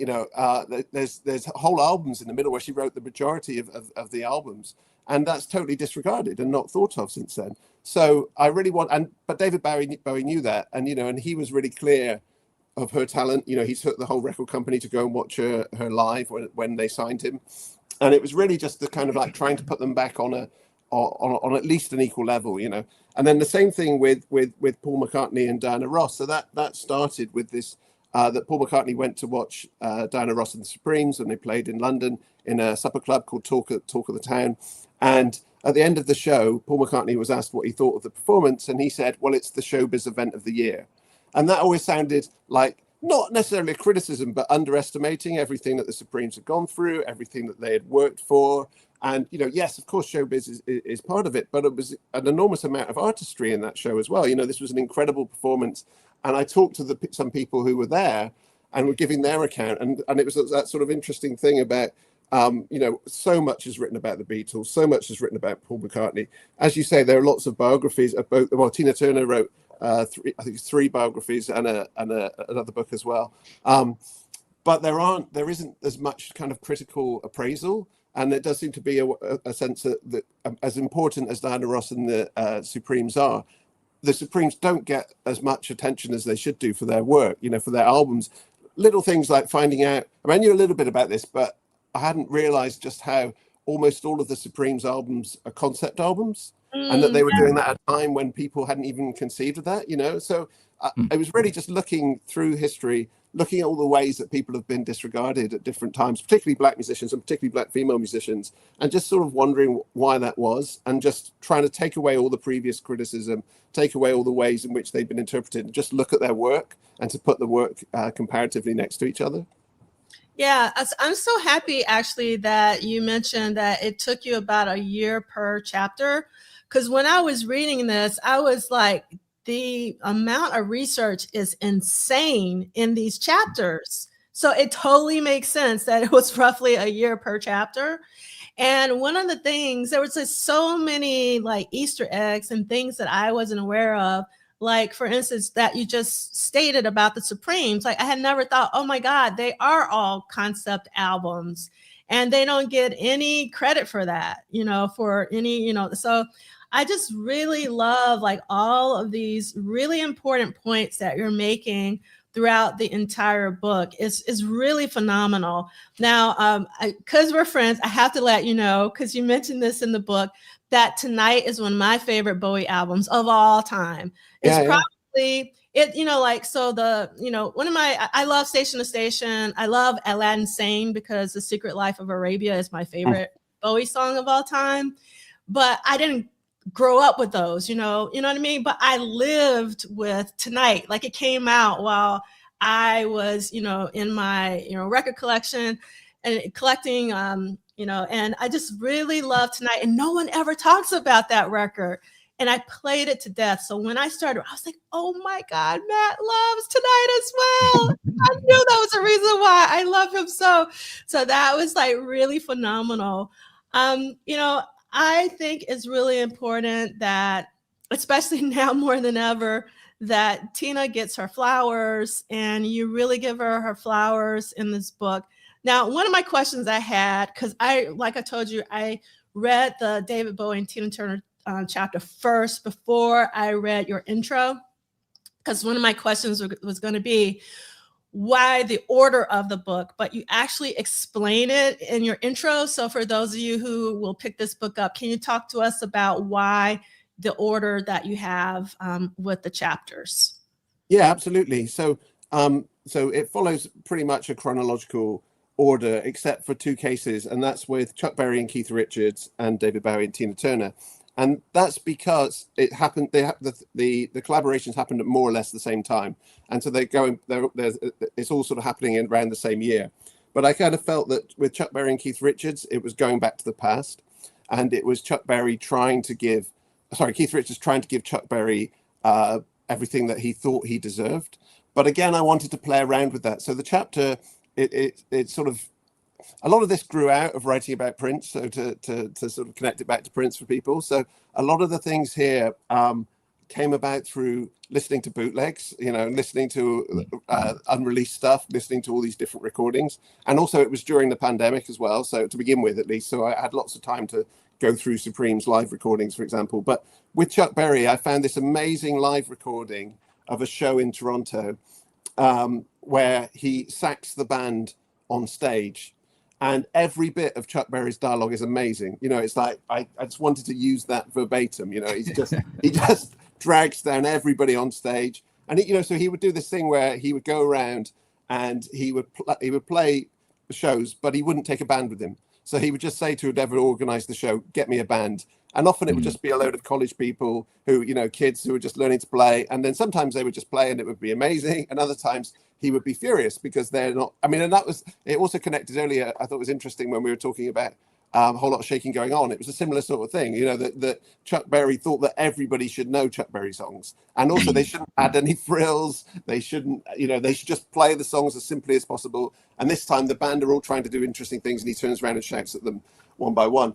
So I was paralleling that and comparing that to the fact that Keith Richards has done this incredibly big show for Hell, Rock and Roll, the movie. He put together, he had this sense that he thought Chuck Berry should have an amazing band behind him, try to make it as professional as possible, but without realizing, I think, that what Chuck Berry really responded to, and again, it's similar to Prince in some ways, he really liked the liveliness of a band behind them. He liked the fact that the band would be doing lots of different things. He liked the fact he didn't want everybody to be like necessarily, the world's most famous musicians. I mean, every musician who worked with Prince was incredible, of course, but they weren't necessarily always the most famous musicians. So, of course, Chuck Berry's going to feel incredibly restricted when he's told, and in the film he talks about the whole performance is taking place around the corner from a cinema that he wasn't allowed into as a child, and there are all these sort of complicated things going on. And then Chuck Berry's Keith Richards is kind of blind to all of this. So he wasn't really, for me, although I think he was doing something, essentially kind-hearted and good-natured for Chuck Berry, I don't think he understood the artistry of the man, and I don't think he understood what was going on. So there was that. But that was pointing backwards to Chuck Berry being an originator. And with David Bowie and Tina Turner, they were both futurists. You know, they both thought about the future all the time. Tina Turner, you know, she turned down the opportunity to be in The Color Purple because she wanted to be in sci-fi films. So she wanted to be in Mad Max Beyond Thunderdome. She was really into science fiction. You know, a lot of the music has a science fiction quality. Similarly with David Bowie, he was interested in science fiction. I mean, there are all these incredible connections between David Bowie and Tina Turner going back. Like, they were both considered for the role of the Acid Queen in Tommy. You know, that's insane. That was another detail. I was like, really? Yeah. So there's so that was the reason, really. That one was going, the Chuck Berry one was pointing backwards, and David Bowie and Tina Turner was pointing forwards. And of course, you know, as well as Tonight, the other thing they did together was the Pepsi commercial, which was kind of like a parody of Weird Science, again, which is a really odd commercial looking at it now. You know, it's the idea that David Bowie's playing this mad professor in his laboratory, and he's putting together the perfect woman, and then he spills some Pepsi on the printer, and out comes Tina Turner. I mean, it's funny and entertaining, but you know, again, it's this sort of idea of not really taking Tina Turner as a whole person potentially. And I don't think that was David Bowie's fault. I think it was the producers behind the commercial. But you know, all of that, how she was being used, I think is really interesting, you know, because she was a megastar at the same time, and I just think her story is so, you know, if anybody is at the center of this book, for me, it's her. Yeah, I mean, I think you bring. I want to say a couple things. If you haven't seen, I want to say it's called I, Tina, but the HBO documentary about Tina Turner, you need to watch it because there was one phone call from a producer or something that said negative things about Tina, and it was on, you know, that they had the recording of it. My jaw dropped. Like, obviously we know racism exists, and that it is really difficult for women, let alone Black women, and rock, you know, to like survive and persist. But it was just so blatant that, you know, and if that was just one instance, I can't imagine, you know, what all that she had to deal with, you know, as a musician, and such a great musician. And so you got to watch that documentary in addition to reading Matt's book, because I think that's really, really critical. The one thing I also want to say, Matt, and you'll understand this after, you know, being here for the entire episode, which I really appreciate, because you could have just like, I don't have time for this. I just want to come and talk about my book. So this just shows us how much of a Prince person you are. But you talk about film so much throughout this book, because I thought it was just going to be about music. But what I find interesting, at least in all the chapters that I've read so far, there's a lot of film that you talk about where all of these artists, you know, are. And so one of the things I really want to do, which I don't know if I ever do, there are so many references to films, to, you know, live recordings, like to really, I think, dive deep into this book. You really need to maybe read it one time, but then go back and then just create a list of all the films and music that you need to listen to, because there's just you just pack a punch in all of these chapters. It's like really, really insane. So one of the things that I wasn't aware of, so you have to understand, Matt, because I'm a Prince fan, and Prince's discography, his body of work is so massive that it does not allow you to really do deep dives into everybody else's catalog, because I'm still going through Prince's catalog. You know what I mean? Yeah. So with that being said, you know, I've seen maybe, you know, some clips from Elvis Presley movies. My favorite Frank Sinatra, I only have one favorite Frank Sinatra album, and it's Strangers in the Night, because I love that because it was orchestrated by Nelson Riddle. And that's like the only Frank Sinatra album I need, because it's just so perfect. And there was a time when Columbia put out a full box set of all Frank Sinatra songs. It came in like a suitcase or something. I didn't have the money at the time to buy it, because I think I was in my late teens or early 20s when it came out. I did buy the Ray Charles Total thing. That was like totally different. So I say all to say that I really don't know a lot about Frank Sinatra. Obviously, I know who he is. I listen to him. The same with Elvis. You know, I know his pop songs. But one of the things I loved about your book is how it framed how Frank Sinatra, it's not really this way. I'm being very crass, but this isn't really true. That Frank was going out and Elvis was coming in and taking over. And for him to allow that platform for Elvis once he got out of the army to come on his show was actually a brilliant move on Frank's part. But the other thing that you point out in your book that I wouldn't have thought of if you hadn't pointed out in your book, but it's really true, is that Frank survives Elvis Presley and continues to be Sinatra and to bring in, all of his fans. He could still, book huge, venues. So I always wonder, if you want to bring this back to Prince, I've always wondered how George Clinton feels about surviving Prince. I wonder how George Clinton feels about surviving Sly. So I thought that was a really interesting point that you make in the Sinatra Presley chapter. And I thought it was a really great way, even though I know now it's more chronological, but I thought it was fitting that you started with Sinatra and Presley. Yeah, I mean, it's interesting, all these stories that sort of go through it. I mean, like, so for example, Bell Hooks, the critic, she said that without Tina Turner, there's no Madonna. And of course, without Madonna, there's no Taylor Swift, so it all can go back to Tina Turner there. There's this whole history. And a lot of this is going back. I mean, it sort of starts around 1960 and moves back and forth. So although I say it is chronological in terms of the pairings, within those chapters, we're going backwards and forwards. And I mean, and Prince is always there in the background. I mean, the one of the fascinating things for me recently is that all the rediscovery of all the Elvis live shows, I mean, with the Baz Luhrmann film in particular coming out recently, but also there's a few labels that just put out live shows from Elvis, every couple of months. And in the book at the back, I sort of give you a suggestive way that people might get into some of the live shows with certain people, or what films to watch, or I try and sort of my favorite Sinatra albums, but they might not be everybody else's favorite Sinatra albums, and sort of leading a way into it, so to offer lots of possibilities. And for those people who want to do it digitally, there's all the digital stuff, and for physical stuff, there's the physical stuff. But yeah, absolutely, it's that thing that it's very hard to follow all of everybody else's music, when Prince has so much. But it was Prince's stuff that sort of, and that kind of process that gave me the guidance for it. And also Prince does haunt the story in lots of ways, because when I was writing about Paul Simon and Lou Reed, I didn't know that the film that Paul Simon made called One Trick Pony, which is kind of a very downbeat, depressing version of Purple Rain. It's about it's about a musician who's a failure, who doesn't get to do all these shows, who's trying to write an album and it's not working out.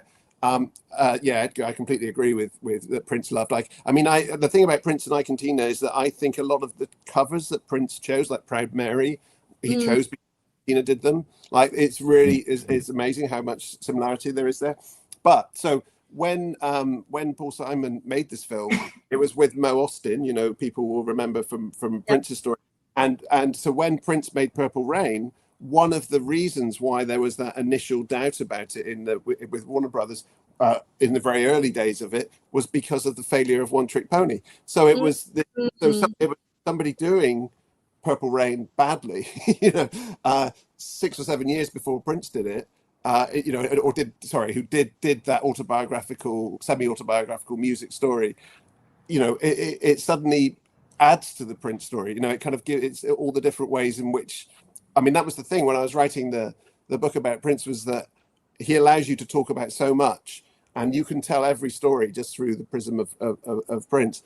But I wanted to sort of look at some other musicians who kind of like either that sort of shape part of his thinking as well. I think the majority, maybe not all of them, but there's quite a few of them where he would have thought about them. Yeah, exactly. So I talk about that in the book as well. Tina covering Let's Pretend We're Married. Prince is. He may not be on the cover, but he is there in the story all the way through. And and people were always thinking about him. I mean, that you mentioned Tonight being your first David Bowie album. For me, it was Never Let Me Down, quickly followed by Tonight and Let's Dance Going Backwards. But Never Let Me Down has got that line on it about the little red Corvette has passed me by. Because at that time he thought that Prince had passed him, and so he was sort of handing over the baton. Of course, later he wanted to snatch it back, but at the time there was that handing on of the baton. So so it really kind of adds and fits to that. I mean, the Sinatra and Presley thing, I think was really what started me thinking about it was listening to those live shows and thinking about what did Sinatra want from Presley, and part of it was because Presley had served in the army, he served the military service in Germany, and Sinatra hadn't. But in all of his films, Sinatra, not all of them, but like maybe a third of his films, Sinatra's playing a military guy. So, he clearly wanted the respect of being a military person without actually having done it. And I love Sinatra's reasons for not going into the military, disrespectful though they may be, which were he was constitutionally unable to get up in the mornings. Sounds like, liked recording at night. Sounds like someone else we know. And didn't like the idea of crowds. So you can see. I mean, obviously they're very different musicians, but there is that kind of sense of, I don't know what performers are like. That, and I do think that Prince drew from some of Elvis's iconography as well, and some of, obviously taking the intro tune, the Richard Strauss 2001 theme as his own theme in later performance, so there are all these kind of ways in which thinking about Prince and writing about Prince for a long time opened up the door, looking at all these other people as well. I wanted to ask you a question. I noticed you had Madonna, and my man Tupac together. Yeah. And I know a little bit of the thing, but I'm curious, what are some of the things that you share about that, or what are you talking about? Well, yeah. So with that, one of the starting point again was something that I don't know how well known it is. Obviously, we know about the duet they did, and the fact that it wasn't released at the time. So it was held back. I'd Rather Be Your Lover from Bedtime Stories, but the starting point for Madonna and Tupac was a film called Nothing But Trouble. I don't know if you've come across it. It's Digital Underground's first performance in a film, and directed by Dan Aykroyd, and it's got Chevy Chase and Demi Moore. But in the middle of the film, Digital Underground are arrested and put on trial as themselves, and the Tupac's on the Digital Underground song, Same Song, that comes out from in that film, and is performed in that film, and on the soundtrack, there's also another song that Madonna wrote for her protege, Nick Scotti, called Get Over. And the two songs are quite closely connected in the soundtrack. So I was wondering, I was sort of starting off by thinking, did Madonna hear Digital Underground at that point? Did she go to screening? Did she get sent a VHS? Did she have an understanding of Tupac right from the very beginning of his career or not? But what I find, sort of, whether or not that's the case, it's very interesting to me that the two songs, Get Over and Same Song, are quite close musically. And they're both in that sort of beginning. They're both using elements of hip hop. They're both using elements of jazz, and they're both combining it with a kind of pop quality. And that's something that then gets a bit lost. So had the duet happened, instead of which we're left to things like Fantasy, with ODB, is the next kind of Mariah Carey is the next big kind of crossover between hip hop and pop. And I just feel like, had we started with Madonna and Tupac when they wanted to do it, it might have speeded up things, it might have changed things, it might have changed the music history in an intriguing way. Okay. And also as actors, so I'm talking about the fact that Tupac was, as well as being an incredible, D'Angelo was talking about film, Tupac was an incredible actor, and his performances were extraordinary. And Madonna's performances, she made her films are often disregarded, but she, if you put her together a kind of all of her films together as a kind of season, there are some really interesting films in there. And it's really interesting to me how there were sort of parallel stars that while he's making some of the films that he's making, she's making Dick Tracy, and it's this cartoonish version of gangsterism at the same time as, as Juice and this, and these kind of like not cartoonish versions of gangster films, so that the kind of parallels between the two stars and the way that they're seeing each other.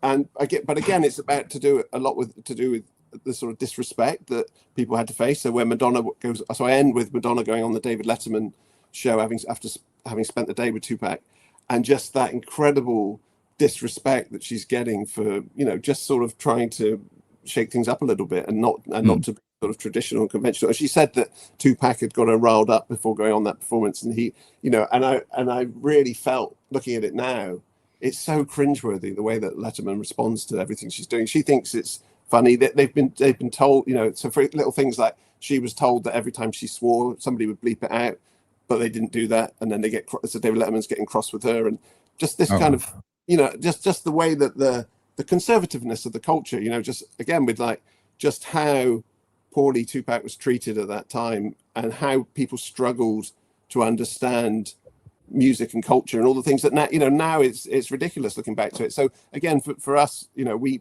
went through that era, we know what it was like. But for younger people, I think they would be just a lot of that is just impossible to understand, you know.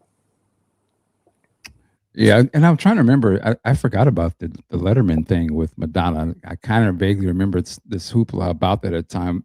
I find it interesting because now I just finished reading the Arsenio thing, and he talks about when she came on his show, and I remember the way she acted on his program, almost the opposite of this, the way she sort of came to him. But it's interesting. Yeah. No, I mean, it just, I mean, the 90s was a different time, right? And it just sort of, and, you know, again, and Prince's story is interesting at how what he was going through in the 90s as well, and just how the massive cultural changes, and how, as always, you know, the mainstream was so slow to catch up, but then once they did catch up, they absorbed it all and took it forward. And of course, that leads into the last chapter where I look at Ye and Taylor Swift. So there's a couple of things I want to say. Of all the chapters that I read, the one that I personally wasn't that connected with was the Madonna and Tupac chapter, not because of Tupac. I love Tupac. But Madonna, I've never seen her as a musician. I respect the heck out of her as a businesswoman and a brilliant marketing mind. But as a musician, I just, with the exception of the first album, and it was only after reading your book, I realized why I love the first album, because it was produced by Nile Rodgers. And I was like, duh. And then one of the things that you point out, there's 3 records you talk about that Nile Rodgers. The other one was obviously Let's Dance by Bowie. But there was another one that you mentioned, and I was like, oh my God, Nile Rodgers did all 3. So for me, it's really about Nile Rodgers and not Madonna when it came to that first record. So I'm curious, like, did you consider pairing Tupac with other people, or was it just kind of like done in terms of Madonna and Tupac? And then on top of that, what were some of the other pairings you were thinking about including that didn't make the cut? Sure. So it was always Madonna and Tupac, but it was to do with pop and hip hop, you know, because it was always thinking about that. Who are the 2 most famous people from that? Because, you know, the subject of fame being so important to the structure of the whole. So, you know, so I think it was really there wasn't anyone else that would. I mean, Tupac that would have been interesting. could have been equally. Yeah, absolutely. In terms of the ones that I didn't think I thought about and didn't include, or, you know, so it started off, I had 15, you know, so and I realized I couldn't take 15 years to write this, so some fell away. But the one, and I write about them at the end of the book, the ones that I didn't include, Miles Davis and Jimi Hendrix. That seemed to me a really interesting one, and that was when I was thinking. I mean, obviously they're both, you know, hugely famous and hugely successful, and there is an interesting story about Jimmy going to see Miles and how it influenced his music. So I mean, that was the one I was kind of closest to doing. Charlie Mingus and Joni Mitchell. That I thought, and it was, and that one, part of the reason that I stopped on that one, or stopped thinking about that one, was with a lot of this book, there's lots of stuff still coming out from the archive, you know, so all the Joni Mitchell stuff was coming out during the time I was writing it. And I wondered, and I, you know, much as with Prince, you know, we wait to see what comes out of the vault. Sometimes things come out that change the story. So I was so when I started that, I was thinking, oh, there could be a, Joni, when as she was releasing her stuff and Joni's Jazz that was about to come out, this could just change the story considerably. In the end, the stuff that came out, as good as it was, I don't think it does necessarily significantly change the story. So that was one that I came quite close to including. And then I thought about Johnny Rotten, John Lydon and Susie Sue. And I met with John Lydon to talk about that and potentially interview him, but he wasn't very interested in Susie Sue. And I think it's one of those weird. I mean, what I wanted to write about in that situation was about how the fan became more important than the artist, than the musician, maybe. The fact that Susie Sue went on to be so important and have so much interesting music. But when I talked to him, John Lydon was more interested in Alice Cooper, and I thought, I don't know. I mean, not like anything wrong against Alice Cooper, but it suddenly seemed like it didn't seem like as interesting a story. I'm trying to think who else. There were a couple of others as well. Axl Rose and Kurt Cobain, but that seemed like an award show story, similar, and of course, with Taylor and Ye or Kanye, as he was then, that's an awards show story as well. So it felt like it would be saying the same thing. So that's why that fell out. Yeah, I would really have, especially since it's the centennial of Miles Davis, it would have been phenomenal to have the Miles Davis and Jimi Hendrix chapter, just because they're like two of my loves. But again, with both of those artists, I've listened to their albums. I am not like I haven't listened to all of Miles Davis's catalog. I have a couple of the box sets. That's a whole nother can of worms. And, obviously Jimmy's catalog is, smaller, so you can wrap your head around that one. But yeah, that would have been phenomenal. I would have loved to hear that. And also like the Kurt Cobain one, I think would have been interesting. You can, but I really love that you have the David Bowie and Tina Turner. That's the one for me. And so I was and again, like seeing Tina on the cover, I was like, oh my God, that's so incredible. As you know, Tina is on my walls. So not many more people are on my walls beyond Prince, but Tina Turner is on my walls in my home. So I love Tina. And I, like you noted in the book, that she just doesn't get the recognition. I mean, she gets recognition, but not at the level that she should get, for sure. So I just really love that you're putting a spotlight on her and how she should be. And because she is at the same level as Bowie. And I know that some people would, see that as blasphemous, but I don't think that is the case. So there's this question that Montanair is asking, interested in how there's a strong possibility that Prince started replicating or was inspired by Bowie's ever-changing personas and looks. Do you think there's any, gravity to that?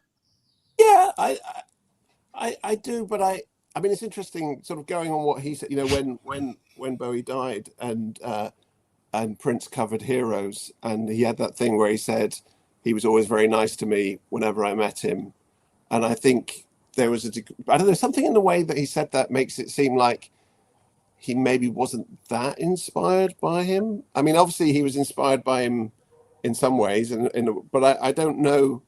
I don't know, that sort of notion of changing every album out with every album that comes out.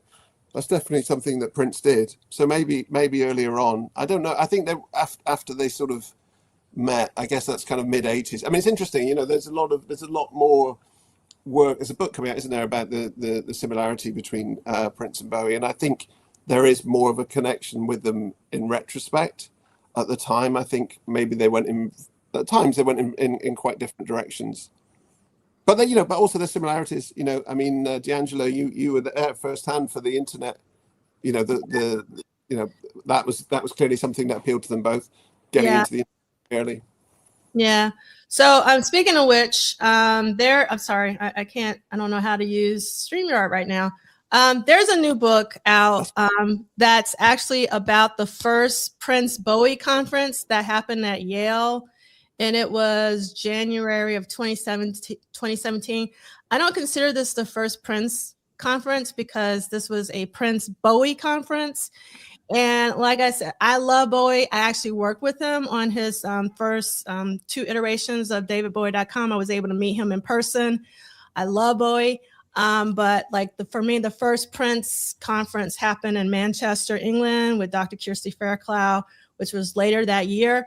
But they just released a book about the conference in terms of the essays that were the talks that were done at the conference. And this is something that I want to do myself with the Prince Symposia that I do. So I haven't had an opportunity to read this yet because I've been reading Matt's book instead. But I'm very excited about reading this. And I want to, hear about how, because I wasn't able to go to this in real time. I can't remember, something happened and I wasn't able to go. So I'm really looking forward to reading this. So this was just released maybe 2 or 3 weeks ago. It's called Black Star Rising and the Purple Rain, REIGN, and it's by Daphne Brooks. And Daphne Brooks is also an academic, and she wrote an essay in the Super Deluxe box set for Sign of the Times. So this is a new Prince book. Another brand new Prince book is actually Princess Minneapolis, written by Rashad Shabazz, who is also another academic. I think he teaches at ASU, Arizona State University. And this is all about Prince in Minneapolis. So I haven't had an opportunity to read this either because, again, I've been prioritizing Matt's book because he was coming on, but also because it's so darn good that I do want to finish it before I complete it. So there are a lot of books on the market. And yes, the Manchester Purple Rain was really fantastic. And I'm so happy. So did you attend Mad Angry Panda? So you said I was at Yale when it happened. So did you actually attend it? Because I can interpret that in a couple of different ways. And then Reg is saying they're definitely a reflection of each other. I liked both of them when I was a kid for their similarities. Yeah, for sure. I mean, one of the things that I love about both of them is that they traverse musical genres, and they are all about reinvention and also very film centric, in terms of making films and being very visual. There are definitely a lot of connections. So I'm very much looking forward to reading the Black Star book. Yes, awesome. That's fantastic. I'm glad to hear it. And I know that Sheila E. was there. That was one of the things that I was really bummed about in terms of missing that particular one. So so I could talk to you forever about your book. One of the things that I mentioned to you before we came on is like your humor really comes through. I even outlined, highlighted some of the lines that you have in the book when I just really cracked up. I just thought it was really, really funny. I unfortunately didn't finish the Paul McCartney and Diana Ross chapter. That's the one that I'm reading currently. But I think it's just really brilliant that you decided to pair Diana Ross with Paul McCartney. And again, it's kind of giving Diana her flowers in terms of being on a level of someone like Paul McCartney, who is so revered, in the music circles. So I really, really, really love that. So for the sake of time, because we got 7 minutes till 2, and I want to make sure my timekeeper is happy, is there anything that else you would like for us to know about the book? And, that we should know to get people to buy it? The hard sell. Yes. Yeah, I think if you're as you all are, Prince fans, music fans, I think you'll find lots of stuff in here that will fill out your stories and give you a sense of for me, you talked about film, and that's one of the things that I'm most sort of interested in, is about whether it's Diana Ross or Frank Sinatra or David Bowie or even Madonna, how they expanded beyond their worlds, beyond the music worlds. It's not just an album, it's that they want to be actors as well, and they are really good actors. But they also have books, and they also have this kind of, a sort of a way where you reach this point where you want to tell your story beyond what's on the records. And I think that's one of the amazing things for me with Prince was, getting Sign of the Times and then finding out about Crystal Ball. And, I won't go on because we all know that story. But the interesting thing to me is I didn't ever really realize until I started writing the book that sort of thing goes on with lots of other musicians in the same way, that, as I say, just for me, I've come back to it, but this was just listening to so part of the Supreme story, when they were getting there was a possibility of Florence Ballard leaving the band. And in the book, I make a connection between the Revolution and when Prince was getting close to finishing with the Revolution, and they would perform, and they had this song where on stage they would sing Flo Don't Know, and one of the things that she didn't know was originally the song was about relationships, but it meant Flo didn't know that she's about to be sacked. Yeah. Incredibly cold thing to do on stage, but it's sort of really interesting to hear night after night how that develops, how they're trying the monologues on stage, they become part of the drama, they become part of the story. And really, I suppose that's the big thing for me is that, which I learned from Prince, is that the story is there in the music. The story, yes, there are lots of interviews in the book as well. I interviewed important people like Ray Coleman, who was there at Ray Connolly, who was there at the night, actually witnessed what was going on between the Supremes.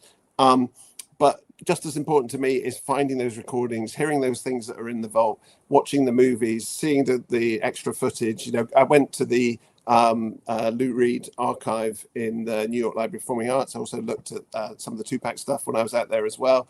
So, I was really going everywhere to try and get every possible detail I could for, all of these musicians and treat them with the same sort of attention and respect that I was treating Prince. And hopefully, yes, it's entertaining and funny. I mean, being funny was, very important to me because I wanted it to be an incredible, blowing my own trumpet, but as readable an experience as it possibly could be. And I wanted to make sure that although there's all the detail there, and although there is a deep dive, never to lose sight of the fact of trying to entertain, readers and for them to feel like it's an enjoyable experience.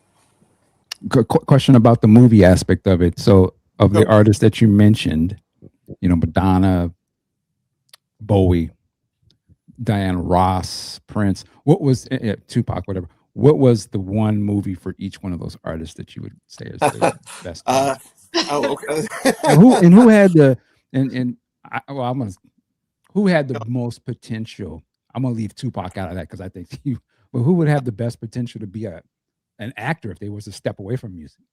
To give you one for each person would take too long, but it is all in the book, I promise. So every one of those. I think Diana Ross is an incredible actor. Going through them, Sinatra's got some incredible films. I list them in the book. He does everything from comedy, Rat Pack comedies to, high drama. Presley, most of the films aren't that great, but there are one or two really fantastic ones out there. Again, I mentioned them in the book. Paul McCartney, terrible actor. I really don't like. Give my regards to Broad Street. Diana Ross, amazing. All of her performances are fantastic.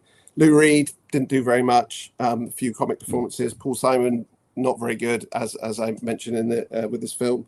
Chuck Berry's absolutely magnetic when he's playing himself, but also in those early films in the 50s, those are really amazing as well. Worth checking out. He just tears through the films. He's very realistic. Keith Richards, Pirates of the Caribbean aside, not really. David Barry. I forgot about that. That's right. David Barry, an amazing performer. Tina Turner, an amazing. David, amazing actor. Tina Turner, amazing actor. Madonna, I think, has got some really fantastic films. There's some rubbish films as well, but some really good ones. Tupac was extraordinary. I think every performance. Tupac's the best, I think, actually, in terms of as an act. I mean, him and Sinatra. Ye, I talk about his appearance on Entourage, his cameos there. I didn't know you said that. And Taylor Swift, I think, has got a very checkered filmography, and from CSI to Amsterdam. But yeah, it's all. He was on CSI. He was, yeah. I had no idea. Playing evil twins. So for me, when it comes to David Bowie, there's a couple things. So first of all, Edgar had mentioned this a while back.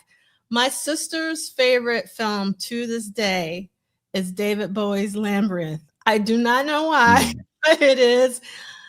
I have seen this film a gazillion times because of my sister, and it's a very strange film. But it was great to see that Edgar's introduction to Bowie was actually the Labyrinth movie. So thank you so much. Is that Tom Cruise? Or? No, Labyrinth is like Jim. Yeah. Legend. Oh, okay. Yeah. So for me, Bowie's the Bowie film that I absolutely love is Hunger. Yeah. And Vampires. But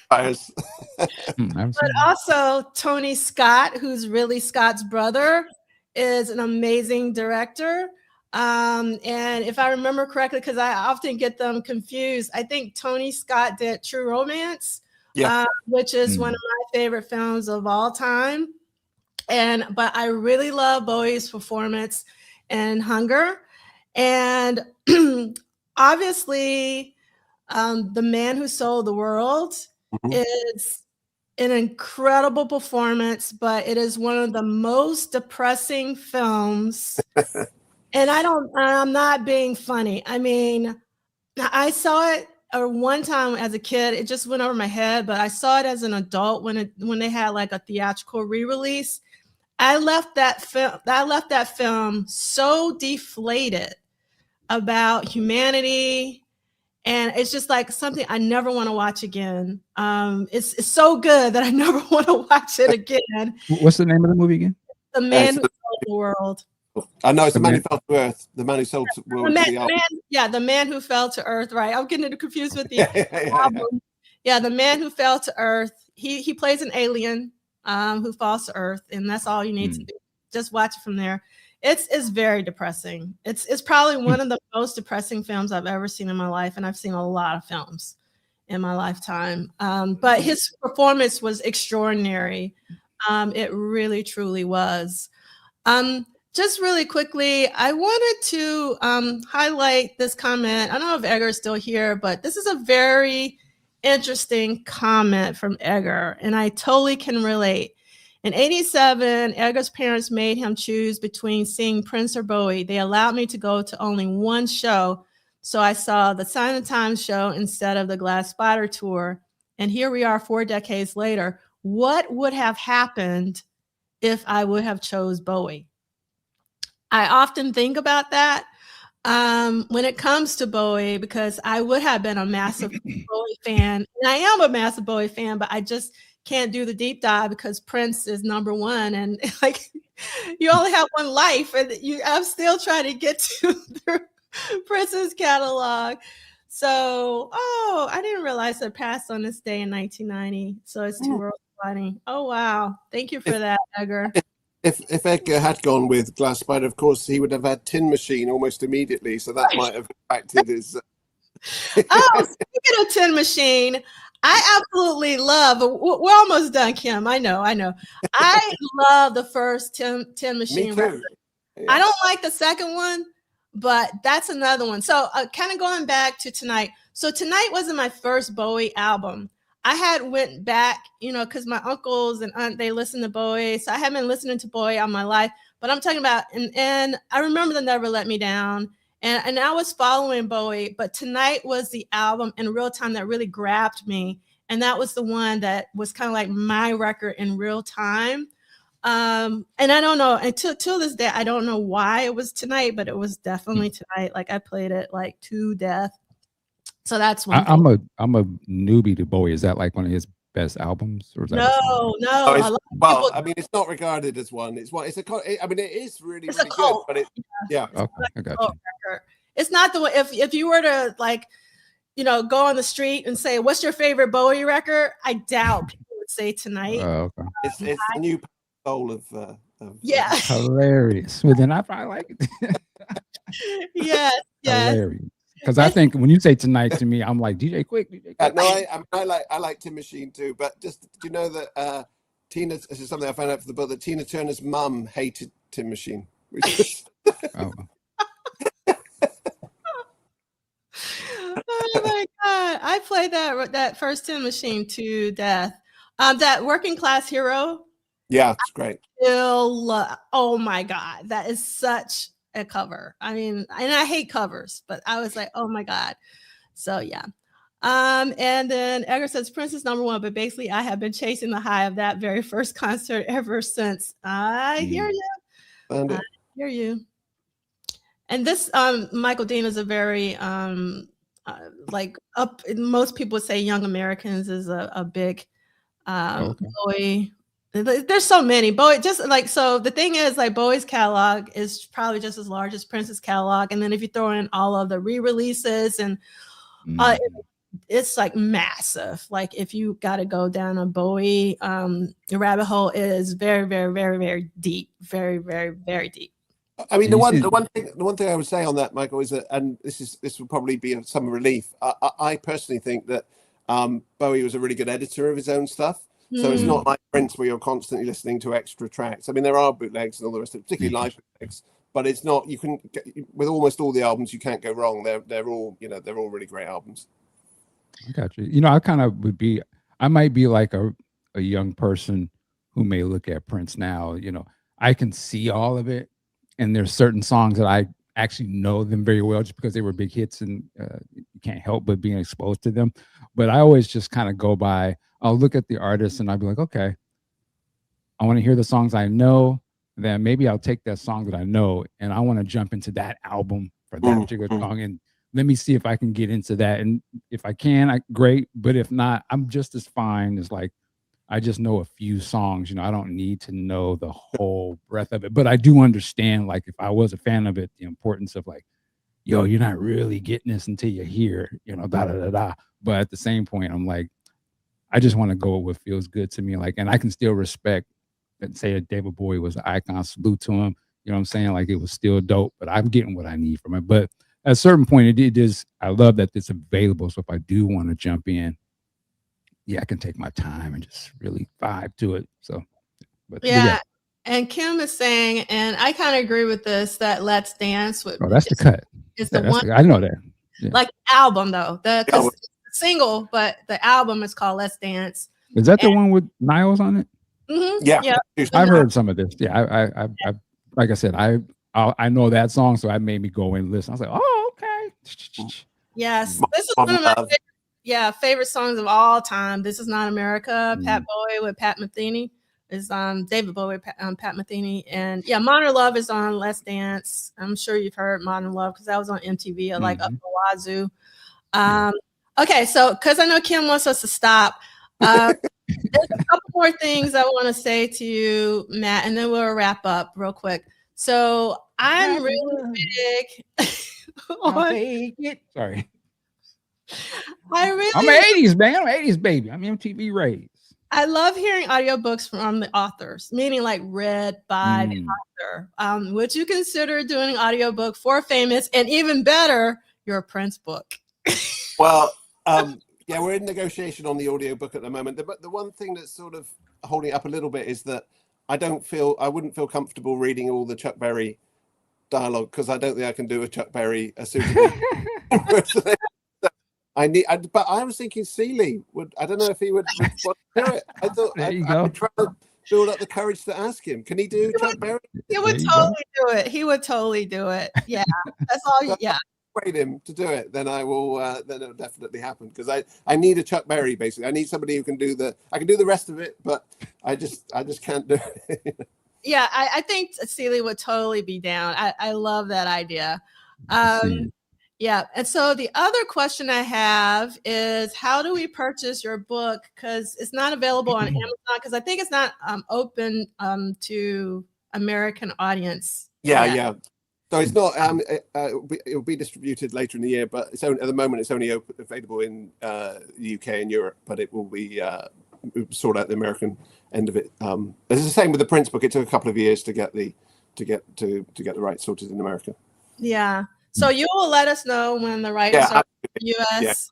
Yeah. But for everybody else, I will put it in the chat. If you're not in the States, you can actually get it from here, which is White Rabbit Books. So if you're not in the States, and Product/Famous. And then I really love this from Carol. I still consider your book the Bible. Thank you. Many dog-eared pages, and we're talking about Matt's Prince book for those of you who are just joining us late. And yes, of course, Luther Vandross was definitely a background singer for the Young American album, Fame, and all of that. And is this your second book, or do you have other books? no, he has a lot of other books. Matt, do you want to talk about your other books? Yeah, I'm a novelist as well. Yeah, so I've written six novels. What? And I wrote 3 books for younger readers as well. So this is my 11th book. So wow! Congratulations, man. Thank you. Yeah, that is fantastic. All right, so let's wrap up here again because we're over time. We have a lot of people in the Prince community. I'm not going to say their names like I normally do just to save time, but I'm just going to walk through them. Please reach out to them, say hello when you can. Please donate to them. There's still very much need your emotional and financial support if you're able to do it. So, and we have our company playlist. I will add the Bangles show to it. Oh, while we're talking about this, a couple things. Michael, thank you so much for posting that clip of Angelo playing the ballad or Dorothy Parker. I wouldn't have seen it if you hadn't have posted it. I wish it was the entire song because just when he was about to get into it, it's like the clip ends. I was like, oh my God. But that was really incredible to see. We miss him. He's such a phenomenal musician. He loved Prince, and it was just so amazing seeing him see that. I also have the live version of Andorra of the song we heard at the top of the hour. And then Duane Prince DMSR posted like an unofficial Super Deluxe of Jill Jones. That's the reason why I'm wearing a Jill Jones shirt today. And it is incredible. It's been about like my sound. And I have all these songs. It's just nice to have them all in one video to listen to. So if you want to hear some unreleased Jill Jones, some Prince singing in some of the tracks, it's a really great compilation. And again, we have Ricky's playlist if you miss Ricky's voice like I do. And please donate to the Crohn's and Colitis Foundation in memory of Ricky. Bit.ly, The Flash Sessions was one of his favorite projects. And with that being said, Michael Dean is going to take us out. Thank you again, Matt, for coming on, man. I've got to check out that book for sure. I do have your other book. I was going to tell you, your book always lives in my mind because I always remember going to like Barnes and Nobles years ago. And, first thing, I always go to the music section, it's kind of see, is there a new Prince? And I would, I had already had your book, but it was always, your book was thick, man. So it always would just stand out. And it was just always that one. I would always see it like, God, there's Matt. I didn't even know you at the time. I was like, damn, that dude, man. He's all over the place. I love it. I mean, in a good way. Like you would always see it. Thank you. That's very amazing. available here in the States. So thank you for coming on. Definitely going to check out the new book. Thank you, D'Angela, for doing your thing. Salute to Celie. Salute to Ricky. Salute to Arthur and my man Ted out there, wherever you are. And thank you to everybody in the chat for making this what it is. That's all I got to say. Work it like a job. We'll see you next time.